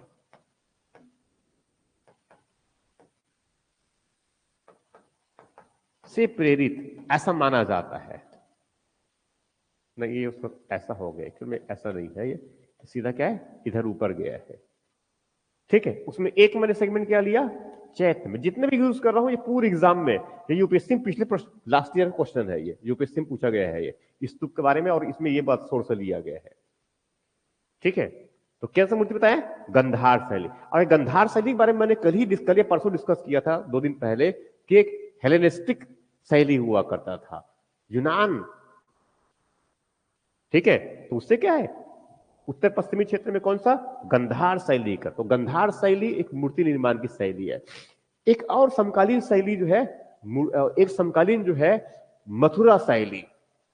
ये कौन सा है, मथुरा। तो मूर्ति, ये जो कंधार जो है, कंधार जो मूर्ति शैली है, ये यूनानी और भारत में, भारत का देसी दोनों मिक्सअप हुआ है, मिश्रित वाला है ये। ठीक है, मगर जो है, जो मथुरा शैली है, उसमें भी भगवान बुद्ध के कई मूर्ति बने हुए हैं मथुरा शैली में ये। तो उसमें जो है वो अलग प्रकार की है ये। कि जो गंधार की जो मूर्ति शैली है, अब मैं फोटो मेरे पास में नहीं है, मूर्ति को दिखा दिया था। ठीक है, उसमें आप देखे होंगे कि भगवान बुद्ध जो है बिल्कुल से शांति से खड़े हैं। ठीक है, नहीं, अब वो कई कई कई अलग अलग मुद्रा में है ये, कई अलग अलग मुद्रा है। तो एक मुद्रा में क्या है, बड़े से उनके जो है जटाएं जो है से बंधे हुए हैं, समझा रहे हैं ये। ज्यादातर फोटो यही देखेंगे, बड़े शांति से, कहीं उनको बैठाया गया है, कहीं पर बिल्कुल ये खड़े हुए, और से जो है उनको हस्त, क्या बोलते हैं उनको, मुद्रा के नाम भूल रहा हूं मैं, बताऊंगा आगे। ठीक है, तो ऐसे जो है आशीर्वाद देते हुए, देखिए, हाँ, राइट, इस तरह का। कहीं पर उनको ध्यान बैठे हुए अलग अलग। तो ये जो है, तो मैं जो मैं डिस्कस कर रहा हूँ, जिनमें से उनके बाल ललाट उनके से बंधे हुए हैं, बड़ा हस्तपुष्ट शरीर दिखाया गया है, आंख बिल्कुल बड़े बड़े, भुजाओं ऐसे मोटे मोटे और हस्तपुष्ट, और उसमें एक बड़ा सा अच्छा कपड़ा, ठीक है, जिसमें सिलहटे पड़े हुए हैं ऐसे, ये समझ रहा है ये। तो इस तरह का वो कौन सी शैली है, गंधार शैली है, इस तरह से ये। तो ये क्या है, एक संरचना बताया मैंने, कौन सा, स्तूप। ये बहुत इंपॉर्टेंट है एग्जाम में। तो इसमें क्या है, चैत्य। तो स्तूप एक्चुअल में क्या है, एक वृहद संरचना है, जिसके अंदर, जहां पर या तो भगवान बुद्ध के शरीर के अवशेष, या उनके कोई प्रतीक चिन्ह, या फिर उसके बाद जो है, बाद में कोई बहुत महत्वपूर्ण व्यक्ति जो उनके अनुयायी हुए बौद्ध के ये, ठीक है, उस पर क्या बना देते हैं, एक वृहद गुंबदाकार संरचना, जिनको क्या बोलते हैं, स्तूप। और उसमें जहां पर वो अवशेष, या फिर बाद में जिस पर मूर्ति रखा गया, उसी को क्या बोलते हैं, चैत्य। ये उनका पूजा गृह है। हाँ, ये उनका क्या है, पूजा गृह। कहीं पर मुख्य पूजा स्थल है, ये सबसे पवित्र स्थल माना जानते हैं इनको, सबसे पवित्र स्थल है ये, सबसे पवित्र स्थल है ये। ठीक है, इनके साथ साथ एक स्तूप बताया मैंने, दूसरा क्या है, चैत्य, तीसरा जो है इसमें एक और, जहां जहां पर स्तूप है, चैत्य तो उसके अंदर हो गए, ठीक है, मगर इसके साथ साथ जो है इसमें, इसके साथ साथ इसमें जो है, इसके साथ साथ इसमें जो है इसके साथ साथ क्योंकि यहां पर कौन है, बौद्ध भिक्षु रहते हैं, उपासना वही करेंगे ये, तो इसके साथ साथ जो है एक और संरचना, इसके साथ साथ एक और संरचना जो है वृहत संरचना, ठीक है, वृहत संरचना, और वो जो है बेसिकली क्या है, रहने के लिए, वो बेसिकली क्या है, वो रहने के लिए है।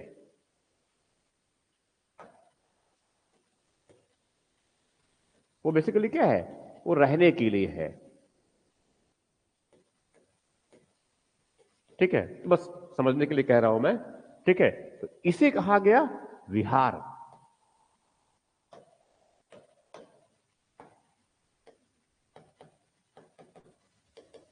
इसे कहा गया विहार। तो विहार एग्जैक्टली क्या है,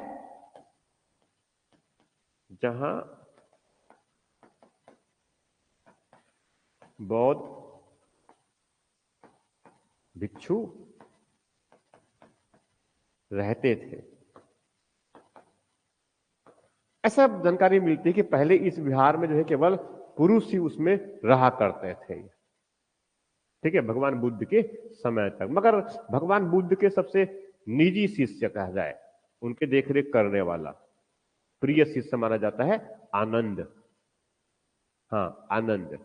ठीक है, आनंद के जो है उसके निवेदन पर जो है इस बिहार में बौद्ध भिक्षुओं को भी प्रवेश करवाया। किसने, आनंद ने। ठीक है, उसके बाद से जो है ये बिहार में जो बौद्ध भिक्षु और भिक्षुणी, ठीक है, वो साथ साथ मतलब अलग अलग रहने लगे। ठीक है, बाद में जो है सब मानते हैं कि बौद्ध धर्म के पतन का मतलब कमजोर होने का जो है एक बड़ा कारण जो है विहार में जो है जो विलासता युक्त जीवन का जो पद्धति विकसित हुआ आगे चल करके, विलासता युक्त जीवन, समझा रहे ना ये, कि इसको जब आसपास से जो है धन वगैरह प्राप्त होना शुरू हुआ अलग अलग तरीके से, तो वो उसमें मग्न होना शुरू हो गए। और भगवान बुद्ध ने जो मूल विचार जो रखे थे संयमित जीवन का, वो धीरे धीरे क्या है वहां से बाहर होते चले गए। समझ में आ रहा जो कह रहा हूं मैं ये, इससे भी बड़ी मात्रा में परिवर्तन हुआ था ये। तो तीन संरचना बताया मैंने, एक क्या है स्तूप, दूसरा चैत्य, और तीसरा विहार। तो विहार क्या है, जहां पर बौद्ध भिक्षु रहते हैं मूलतः ये। ठीक है, और इसी से संबद्ध जो है आगे साथ में फिर क्या है विश्वविद्यालय। विश्वविद्यालय मतलब क्या है, बौद्ध भिक्षु को, बौद्ध भिक्षु और भिक्षुओं को जो है बौद्ध धर्म के बारे में बताने के लिए शिक्षा केंद्र की स्थापना किया, जो आगे चल करके बड़े बड़े जो है क्या बन गए, विश्वविद्यालय बन गए। उदानपुरी है, और नालंदा है, वल्लभी है, उज्जैन है, तक्षशिला, ऐसे अमरावती है, सिरपुर है, अरबती मतलब धान्य कटक। ठीक है, और भी कई इनमें से ये बांग्लादेश में भी जो है ऐसे ही है। ठीक है, ये सब सांची में नहीं, सांची में बताऊंगा उसको आगे मैं, सांची में वो विश्वविद्यालय नहीं है। ठीक है, तो स्तूप, तो कुछ स्तूप को नाम लिख देता हूं मैं यहीं पर, एक दो स्तूप। ठीक है, तो एक स्तूप जैसे सबसे महत्वपूर्ण जो है, एक राजगृह में स्तूप बनवाया था। किसने, अजात शत्रु ने। आगे लिख देता हूं मैं, प्रमुख स्तूप।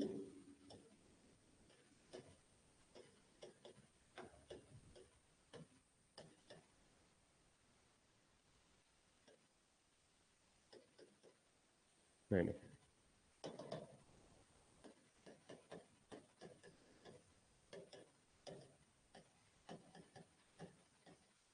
ये बहुत प्राचीन स्तूप माना जाता है।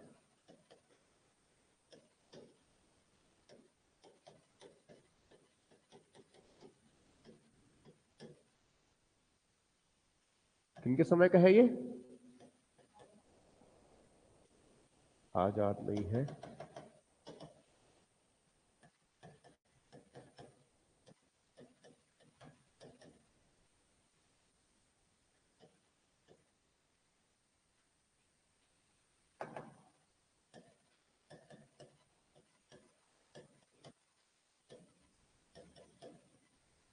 ठीक है।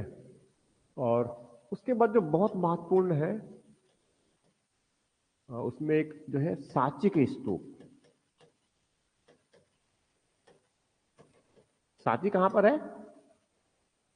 भोपाल के पास।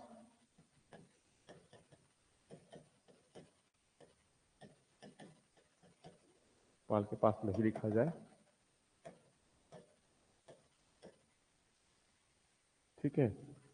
सांची का स्तूप, ये जो है इसको जो है मूल संरचना का निर्माण,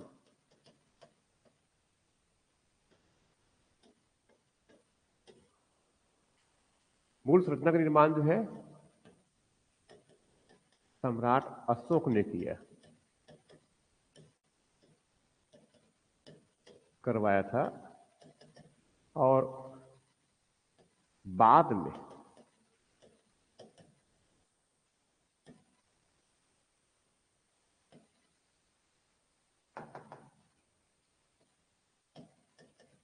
पुष्यमित्र शुंग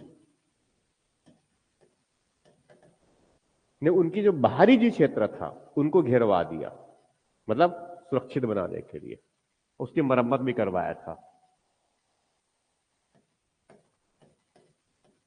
जीर्णोद्धार कह देता हूं मैं।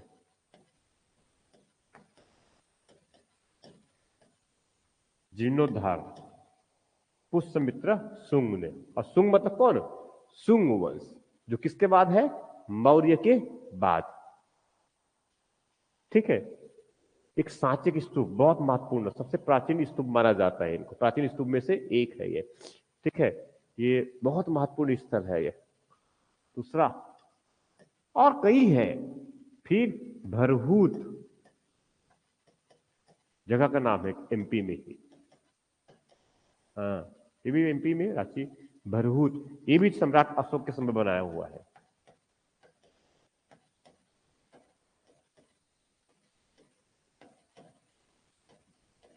और जानकारी मिलती है कि सम्राट अशोक जो है बौद्ध संगति का आयोजन किया, तब उसने बहुत बड़ी मात्रा में अलग अलग जगहों पर उसने स्तूप बनवाए थे।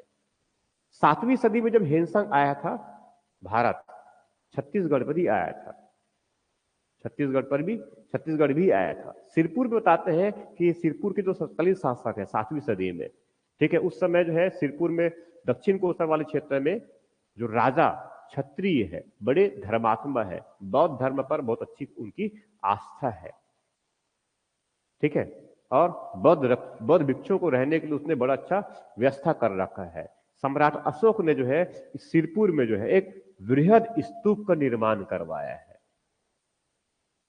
भगवान बुद्ध यहां पर आए थे, 3 महीने रहे थे, और उसने जो है सम्राट अशोक ने जो है ये उसकी स्मृति में इस कहां पर? सिरपुर में, वहां जो है एक वृहद स्तूप का निर्माण करवाया है। ऐसा कौन कहता है? हेनसांग जो है 7वीं सदी में जो आया है, अपनी एक यात्रा वृत्तांत है उनका, टी यू की, उसने बताता है ये, ठीक है। वो जो है उस नालंदा से कहा गया था, सिरपुर आया था, सिरपुर से यहां से फिर कहां चले गया वो आगे चल करके? अमरावती, और वहां से कांची, वहां तक गया था। किनकी बात कर रहा हूं मैं? हेनसांग की बात कर रहा हूं भाई ये। तो हालांकि जो है अभी तक हमें ऐसा कोई सिरपुर में अवशेष, बड़े जो है वृहद स्तूप की संरचना के हमें नहीं प्राप्त हुए, वृहद हमें भी स्तूप की संरचना प्राप्त नहीं हुए हैं। मगर हाँ, ये बहुत स्पष्ट है और उसमें कई प्रतात्विक साक्ष्य में छत्तीसगढ़ के सिरपुर में प्राप्त हुए हैं, जो लगभग 8वीं सदी के आसपास के हैं, 8वीं सदी के आसपास के हैं ये, ठीक है, जिनमें कई विहार मिले हुए हैं हमें, कई विहार मिले हैं। अब विहार है, इसका मतलब स्वाभाविक रूप से वहां पर स्तूप रहा होगा और चैत्य भी रहा होगा। हालांकि मूल संरचना जो है अब काफी ध्वस्त हो चुका है, उसे कुछ अवशेष मात्र बस रह गए हैं सिरपुर में और आसपास के क्षेत्र में। तो वैसे एक महत्वपूर्ण स्तूप कौन सा है? भरहूत का, ठीक है। और इसी में साथ में और लिख देता हूं मैं, छत्तीसगढ़ को थोड़ा सा महत्व देते हुए सिरपुर, सिरपुर में स्तूप की जानकारी, ठीक है, कौन देता है? हेनसांग। ये हेनसांग जो है 7वीं सदी में आया।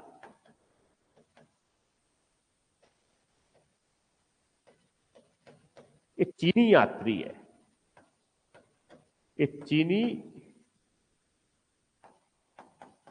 बौद्ध भिक्षु और दार्शनिक कौन? हेनसांग, 7वीं सदी में कई लोग आए हैं, बताया था मैंने, फाहियान वगैरह है, हेनसांग है, इत्सिंग भी है, ठीक है। ये तो ये बताता है कि सम्राट अशोक ने दो बातें बताता है, मैं फिर एक बात लिख रहा हूं मैं, ये सम्राट अशोक सिरपुर में वृहद स्तूप का निर्माण करवाया।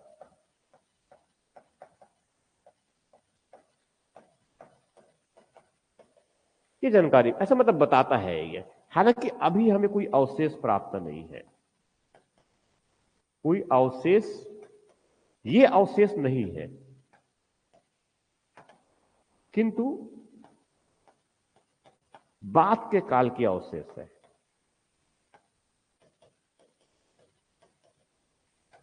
विहार कहां पर है? सिरपुर में है, ठीक है। इसके अलावा जो है प्राचीन नाम था धान्यकटक, इनको वर्तमान में कहते हैं अमरावती, कहते हैं अमरावती। यहां पर स्तूप, इसके अलावा, यहां तक हो गया।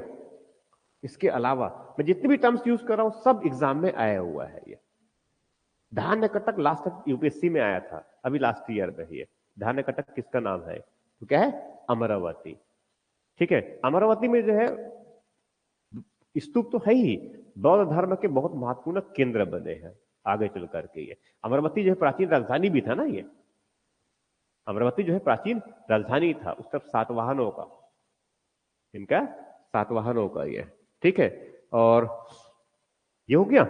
इसके अलावा जो है बहुत से जो है हमें जो है गुफा विहार मिले हैं, बहुत से क्या है? गुफा विहार।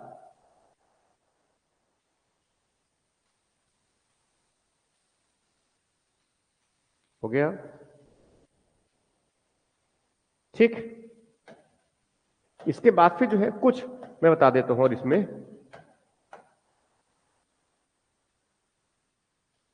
कुछ फिर क्या है,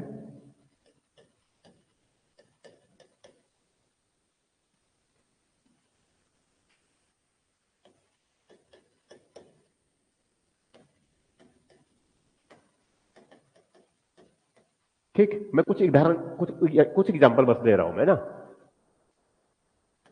ठीक है। जैसे कि जो है इसमें, जैसे कि इसमें भगवान बुद्ध सम्राट अशोक के द्वारा बनाया गया है, कुछ कुछ दे रहा हूं प्रमुख में।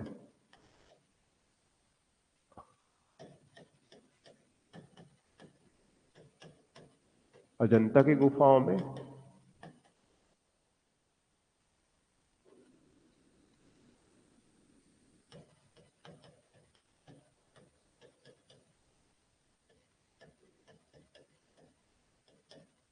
ठीक है, इस पर आगे नहीं जा रहा हूं मैं।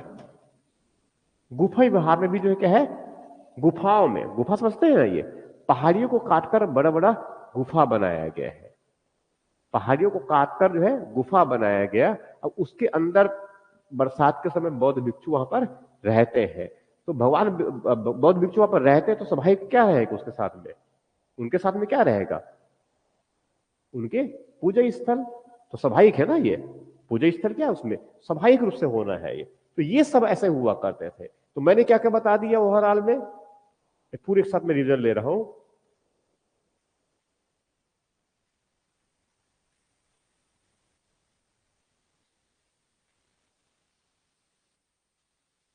तो थोड़ा सा याद कर लेना है क्योंकि एग्जाम में सब पूछे हैं। हाँ, तो जानकारी के स्रोत की बात कर रहा हूं मैं, बौद्ध धर्म के लिए। उसमें क्या बताया मैंने, एक क्या है, आदि ग्रंथ क्या है, त्रिपिटक कहते हैं। त्रिपिटक पाली भाषा में लिखा गया, ठीक है, जिनमें 3 पिटक है, जिनमें से एक पिटक कौन सा है? सुत्त पिटक है। भगवान बुद्ध के मूल उपदेश इसी में संकलित किए गए हैं। इनके 5 भाग है, जिनको निकाय कहते हैं, जिनमें से एक पहला निकाय क्या है, दीर्घ निकाय है, दूसरा मध्यम निकाय है, तीसरा संयुक्त निकाय है, चौथा अगुंतर निकाय है और खुद्दम निकाय है। दीर्घ निकाय विस्तृत विवरण है, मध्यम में मध्यम आकार का ग्रंथ है, संयुक्त निकाय में समान विचारों को संकलित किया गया है, अगुंतर निकाय 16 भाजनपदों को जानकारी मिलती है, 11 निपात में रचे गए हैं, और खुद्दम निकाय भगवान बुद्ध के छोटे छोटे उनकी कथाएं हैं। उसके बाद फिर जो है विनय पिटक। विनय पिटक सबसे प्राचीनतम ग्रंथ माना जाता है, त्रिपिटक में सबसे पहले इन्हीं का संकलन किया गया।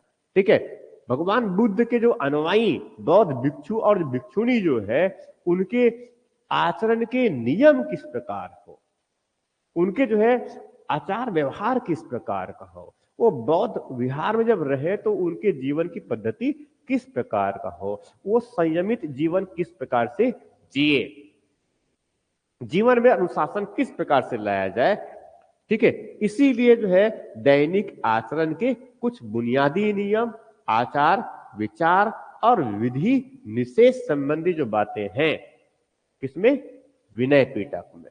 3 भाग है इसमें, एक सुत्त विभंग है, दूसरा खंडक है और तीसरा परिवार या पाठ है। सुत्त विभंग में जो है महाविभंग है और दूसरा क्या है, भिक्षुणी विभंग है। ये दूसरा क्या है, खंडक में जो है महावग और पुल्लवग।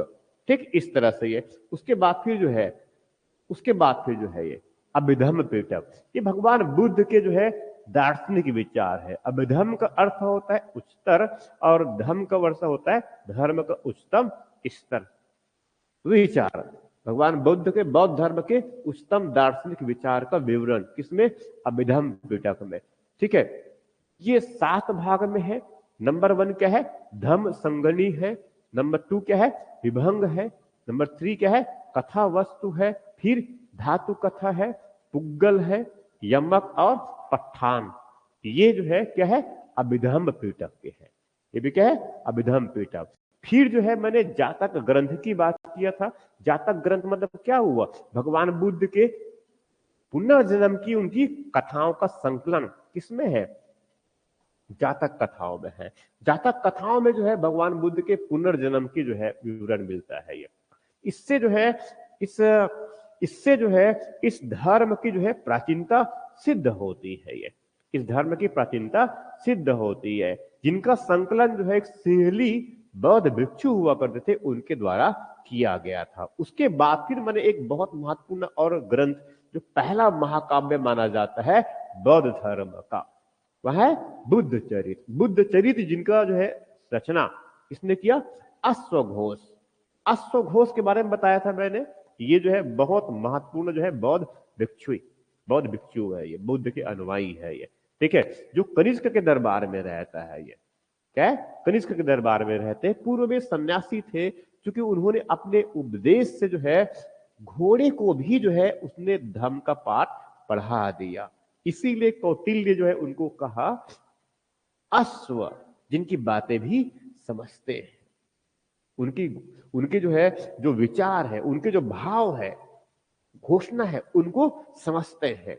इसीलिए उसका नाम क्या पड़ गया, अश्व घोष। ठीक है, अश्व घोष। ठीक है, और उसके बाद फिर जो है एक महत्वपूर्ण और व्यक्ति कौन है, नागार्जुन, को इनको नागसेन कहते हैं। मुख्य रूप से जो है ये अमरावती के पास कृष्णा नदी के किनारे का मूल निवासी है, वहां उनका जन्म हुआ। बौद्ध धर्म के बारे में ज्ञान प्राप्त करने के लिए पहले अमरावती गया, वहां से फिर कहां पहुंच गया, सिरपुर आया, सिरपुर से कहां पर, नालंदा, और वहां से पहुंच गया तक्षशिला तक। ठीक है, तक्षशिला तक। ठीक है, और उसने बड़ा महत्वपूर्ण काम, एक तो जो है इसी समय यूनानी शासक भी आक्रमण किए हुए हैं भारत में। ठीक है, कौन है, मिनांडर। उसने भारत पहुंचा तो बौद्ध धर्म के बारे में बहुत ठीक ठाक जानकारी प्राप्त करने का प्रयास किया, और नागार्जुन, जिनको कुछ लोग नागसेन भी कह देते हैं, वो वही मिल गए उनको बौद्ध मुख से। ठीक है, उसने जो है बौद्ध धर्म के बारे में, भगवान बुद्ध के बारे में बहुत से प्रश्न पूछे, उनका जवाब देते चले गए ये। ठीक है, उनको एक साथ संकलित किया गया, उसको कहा गया मिलिंद के प्रश्न। पाली में लिखा गया है ये, मूल रूप से ये पाली में रचा गया ये मिलिंद के प्रश्न। नागार्जुन के बारे में और दूसरे जो बातें कहा जाता है, इसने पारे की खोज किया था, रसायन विज्ञान। उसने जो है जो आयुर्विज्ञान का प्रयोग कर ले शुरू वहां से, ये मतलब बीमारी के इलाज के लिए उसने पारे का प्रयोग करना शुरू किया था। बीमारी के इलाज के लिए पारे का प्रयोग करना, पारे बहुत महत्वपूर्ण है ना इलाज में ये, ठीक है। तो उसने, उनके जो विचार क्या था, इनका विचार, भगवान बुद्ध ने जो विचार रखे थे, क्योंकि भगवान बुद्ध ने आत्मा को स्वीकार नहीं किया था, ईश्वर को स्वीकार नहीं किया था। जब आत्मा अगर नहीं है, इसका मतलब शरीर तो समाप्त हो जाएगा, यही मतलब हुआ ना। और शरीर समाप्त हो गया और उसमें आत्मा अगर नहीं है तो फिर पुनर्जन्म कैसे? मगर पुनर्जन्म को स्वीकार करते हैं ये, तो स्वाभाविक है पुनर्जन्म के लिए इस शरीर से कुछ निकल करके दूसरे में तो जाना चाहिए ना, ठीक है, दूसरे में तो जाना चाहिए। तो स्वाभाविक है उसने कह दिया कि ऐसा आत्मा निकल करके जाते, ऐसा नहीं है, कोई आत्मा नहीं है। इसलिए भगवान बुद्ध के रवैये जैसे बौद्ध धर्म क्या है, अनात्मवादी है, अनात्मवादी, आत्मा को नहीं स्वीकारता है ये, ठीक है। तो उन्होंने जो है पुनर्जन्म को स्वीकारता है, तो उन्होंने कह दिया कि एक विचार है जिनको कहते हैं प्रतित्व समुत्पाद, बस यूज कर रहा हूं मैं अभी, प्रतित्व समुत्पाद। तो उनमें जो है कुछ क्षण के लिए, जैसे कि इनका जो है निर्वाण का जो एक नकारात्मक अर्थ लिया जाता है, कुछ लोग बुझ जाना, निर्वाण का एक अर्थ क्या लेता है, बुझ जाना, ठीक है, दीपक का बुझ जाना। मगर सकारात्मक दृष्टिकोण से जो है इनको अगर कहा जाए तो वो बुझ जाना नहीं है, बल्कि जो है वो सफलता के जो अंतिम जो लक्ष्य है उनकी प्राप्ति कर जाना, अंतिम लक्ष्य को प्राप्त कर जाना, ये क्या है, निर्वाण है। ये क्या है, निर्वाण। शरीर का त्याग भी नहीं, शरीर का त्याग जो है महापरिनिर्वाण कहलाता है ये। मगर यहां क्या है, व्यक्ति अपने जीवन काल में जीवित रहते रहते ही क्या है, उस मूल उद्देश्य को, वो जो तथाकथित मोक्ष भी कह देते हैं, जिनमें दुख नहीं है, दुख का अभाव है, वो प्राप्त कर लेते हैं। उसे क्या कहा जाता है, निर्वाण। वो क्या कहते हैं, निर्वाण। तो ये जो है, तो यही जो बातें हैं, तो ये वो क्षण, आत्मा नहीं है तो फिर वो जब दीपक बूझ रहा होता है ऐसा कह देते हैं, तो उसी से दूसरा और दीपक प्रज्वलित होता है, पुनर्जन्म। इस तरह की बात है ये, इस तरह की है। तो इसीलिए उन्होंने एक जो है प्रतित्व समुत्पादवाद शब्द ध्यान में रखेंगे, तो वो वही विचार है इसमें ये, ठीक है। प्रतित्व समुत्पाद, कारण कारण बोलते हैं, प्रत्येक कार्य के पीछे कुछ न कुछ कारण होता है, ये विचार है इनका। ये तो कौन सा बोलते हैं इनको, माध्यमिक शून्यवाद। पश्चिम में जो है जो कुछ विचारक थे, उन्होंने जो है नागार्जुन के शून्यवाद को ही प्रचार प्रसार किया, जबकि उसने कहा था माध्यमिक शून्यवाद। तो माध्यमिक शून्यवाद के प्रवर्तक कौन है, नागार्जुन या फिर नागसेन। एग्जाम में कई बार पूछे हुए, पारे की खोज किसने किया है, नागसेन ने किया। मिलिंद पुन्नो किसकी रचना, नागसेन का। ये किस भाषा, पाली में ये, ठीक है। क्षणिकवाद, क्षणिकवाद के विचार किस दर्शन से संबंधित है, बौद्ध दर्शन से संबंधित है ये, ठीक है। यही पर और लिख लीजिए, प्रतीत्य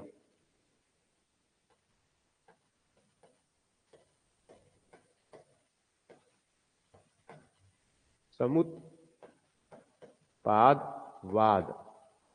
ये सब एग्जाम में पूछे गए हैं ना, प्रारंभिक परीक्षा में पूछे गए हैं सब, ये मुख्य परीक्षा में तो है ही, मगर प्रारंभिक परीक्षा में पूछे गए हैं ये।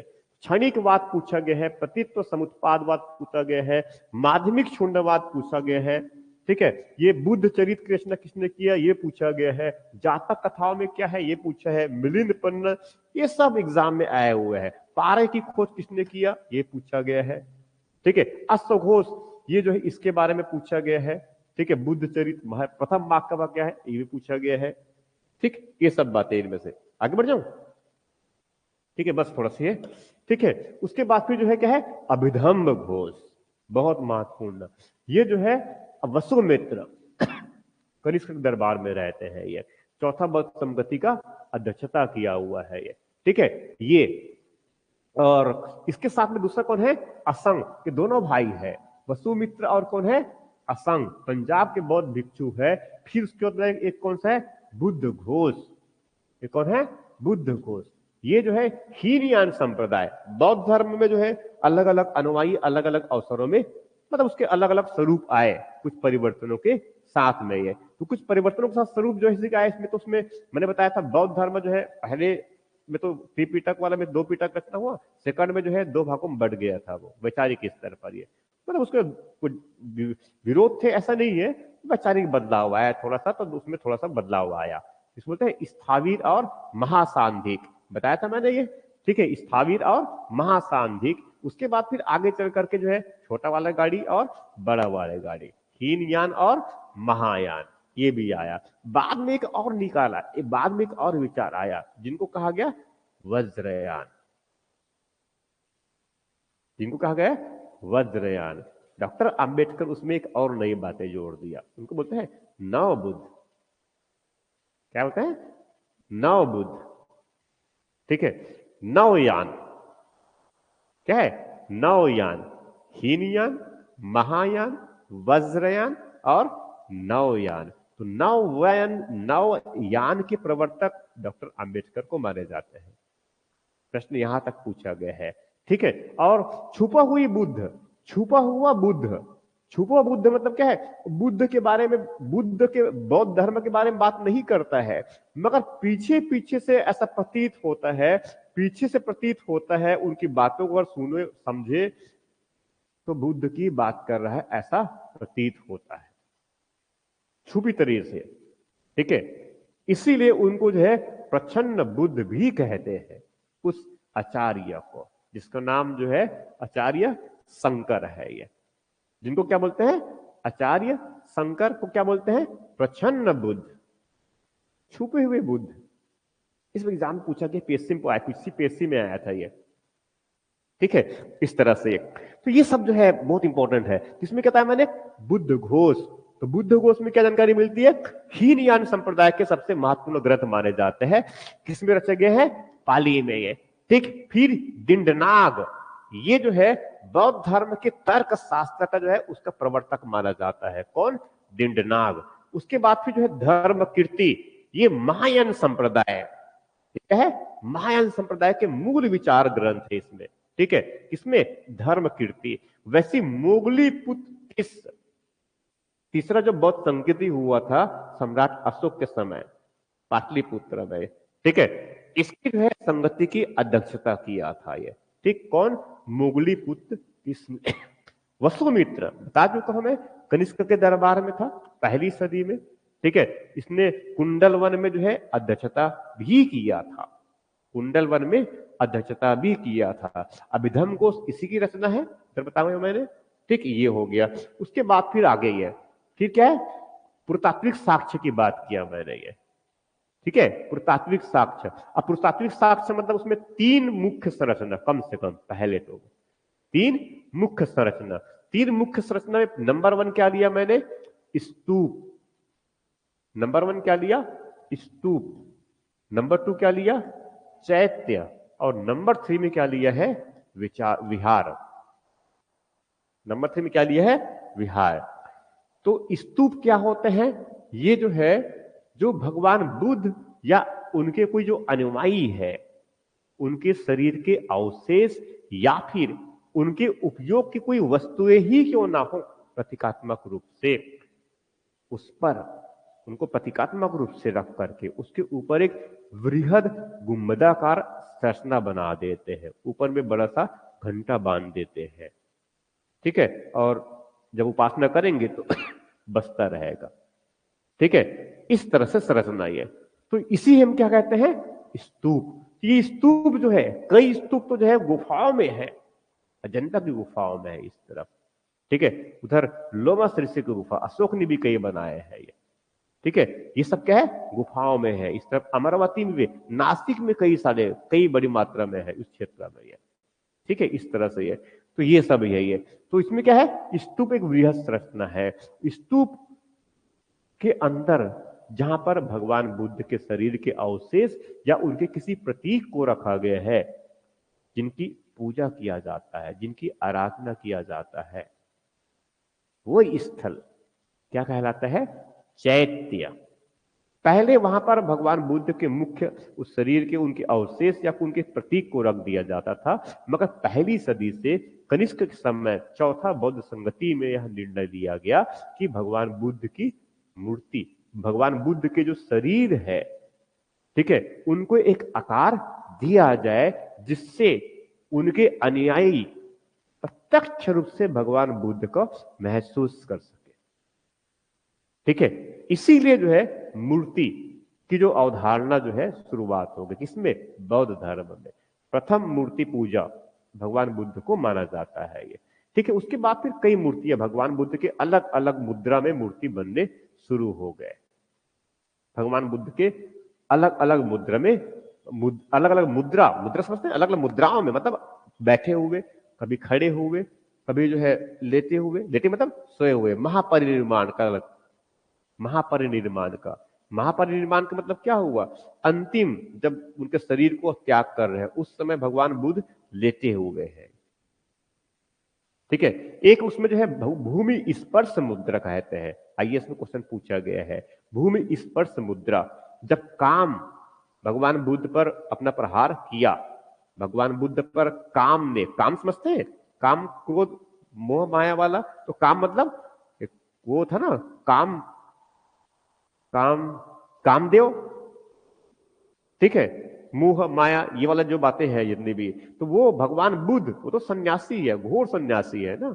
ठीक है, तो उस पर जो है इस तरह से काम और इस सबका जो है क्रोध का कोई प्रभाव नहीं, फिर भी उस पर प्रहार किया गया ऐसा मानते हैं। तो भगवान बुद्ध जो है अपने जब उसको माया तो उसने पैर अपने, भगवान बुद्ध अपने सिर को नीचे की तरफ ऐसे पैर हाथ से इशारा करके पृथ्वी देवी को जो है वो कह रहे हैं उस मूर्ति के माध्यम से कि आप इसका साक्षी बनिए कि मैं इसके प्रहार से क्षणिक भी प्रभावित नहीं हुआ। भूमि स्पर्श मुद्रा, ऐसा क्या है? भूमि स्पर्श मुद्रा, ऐसे कई अलग अलग, तो ये सब हमें जो है साफ, तो यही सब मूर्ति बनाया गई है। कहीं पर महापरिनिर्माण का मुद्रा, महापरिनिर्माण मतलब भगवान बुद्ध से लेटे हुए हैं अंतिम शरीर तक त्याग, महापरिनिर्माण के समय, तो ये चैत्य वही हुआ। समझ में आ रहा जो कह रहा हूं मैं? ये तो चैत्य एक्चुअल में क्या है? वो पूजा स्थल है, ये पूजा स्थल है ये। ठीक है, उसके बाद तीसरा मैंने क्या, बड़े तीसरा क्या बताया मैंने संरचना? विहार का। तो विहार मुख्यतः क्या है? जहां पर बौद्ध भिक्षु और भिक्षुणी रहते हैं। प्रारंभ में यहां पर जो है बौद्ध भिक्षु रहते थे, बाद में जो है अंगद के कहने पर भगवान बुद्ध ने भिक्षुओं को भी प्रवेश दिलवाया। ठीक है, भिक्षुओं को भी प्रवेश दिलवाया। तो तीन संरचना, बाद में इसी के साथ साथ फिर आगे इसमें क्या जुड़ा? बौद्ध धर्म के बारे में, दर्शन के बारे में शिक्षा देने के लिए अनुयायियों को यहां पर ही क्या बनाया गया? उस विहार में एक शिक्षा केंद्र, यहीं पर एक क्या बन गया? शिक्षा केंद्र। किनके बारे में? बौद्ध धर्म के बारे में, धर्म के बारे में ये शिक्षा यहीं पर ये। फिर यहीं से फिर आगे जो है क्या बनते चला गया? वो एक विश्वविद्यालय, इनका स्वरूप आया आगे चल करके। समझा रही है? इस तरह से ये, तो ये सब क्या है?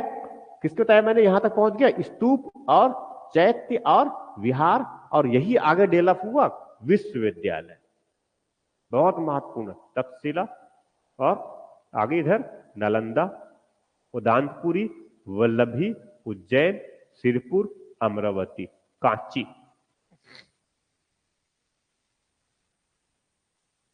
राजगृह सबसे प्राचीनतम स्तूप माना जाता है, अजातशत्रु के समय बनाया गया ये स्तूप। सांची के स्तूप सम्राट अशोक ने बनवाया था प्रारंभिक कालखंड में। बाद में इस पर जो है पुष्यमित्र शुंग ने भी, जो बाहरी इनके आवरण थे, बाहरी जो क्षेत्र थे, उनको सुरक्षित बना, पत्थरों का घेरा बना दिया, पत्थरों का घेरा बनाया, पत्थरों का घेरा बनाया। ठीक है, उसके बाद वैसे बताया था मैं, दूसरा कौन सा है? भरहूत का स्तूप। तो कुछ प्रमुख एग्जांपल ले रहा हूं। भरहूत कहां पर है? एमपी में है ये। ठीक है, उसके बाद फिर जो है एक बहुत, सिरपुर के स्तूप के बारे में बताया मैंने कि हेनसंग बताता है कि सिरपुर में स्तूप बना हुआ था। एक धान्य कटक, जो कहां की बात कर रहा हूं मैं? अमरावती। धानकटक मतलब अमरावती, यहां पर भी स्तूप, कांची में भी आगे चलकर के स्तूप, ठीक, ये सब, तो ये सब क्या है, स्तूप हुए। फिर गुफा और विहार, गुफाओं में, तो गुफाओं में क्या होता है, अजंता की गुफा है, लोमस ऋषि की गुफा है, और इस तरफ अमरावती क्षेत्र में है, नासिक में है, कई औरंगाबाद क्षेत्र में है ये। तो इस प्रकार से क्या है, ये बौद्ध धर्म के और दर्शन के जानकारी के मूल स्रोत, ठीक है, मूल स्रोत साहित्यिक, और दूसरा जो है पुरातात्विक। कल जब हम बात करेंगे, अच्छा कल सैटरडे कल टेस्ट भी है, तो कल मे भी मेरे टेस्ट, मेरे क्लास नहीं हो पाएगा, या फिर क्लास होंगे तो देखेंगे, इसमें ये टाइम कम बचेगा हमारे पास में ये, ठीक है। फिर बात करेंगे मंडे को, ठीक, थैंक यू।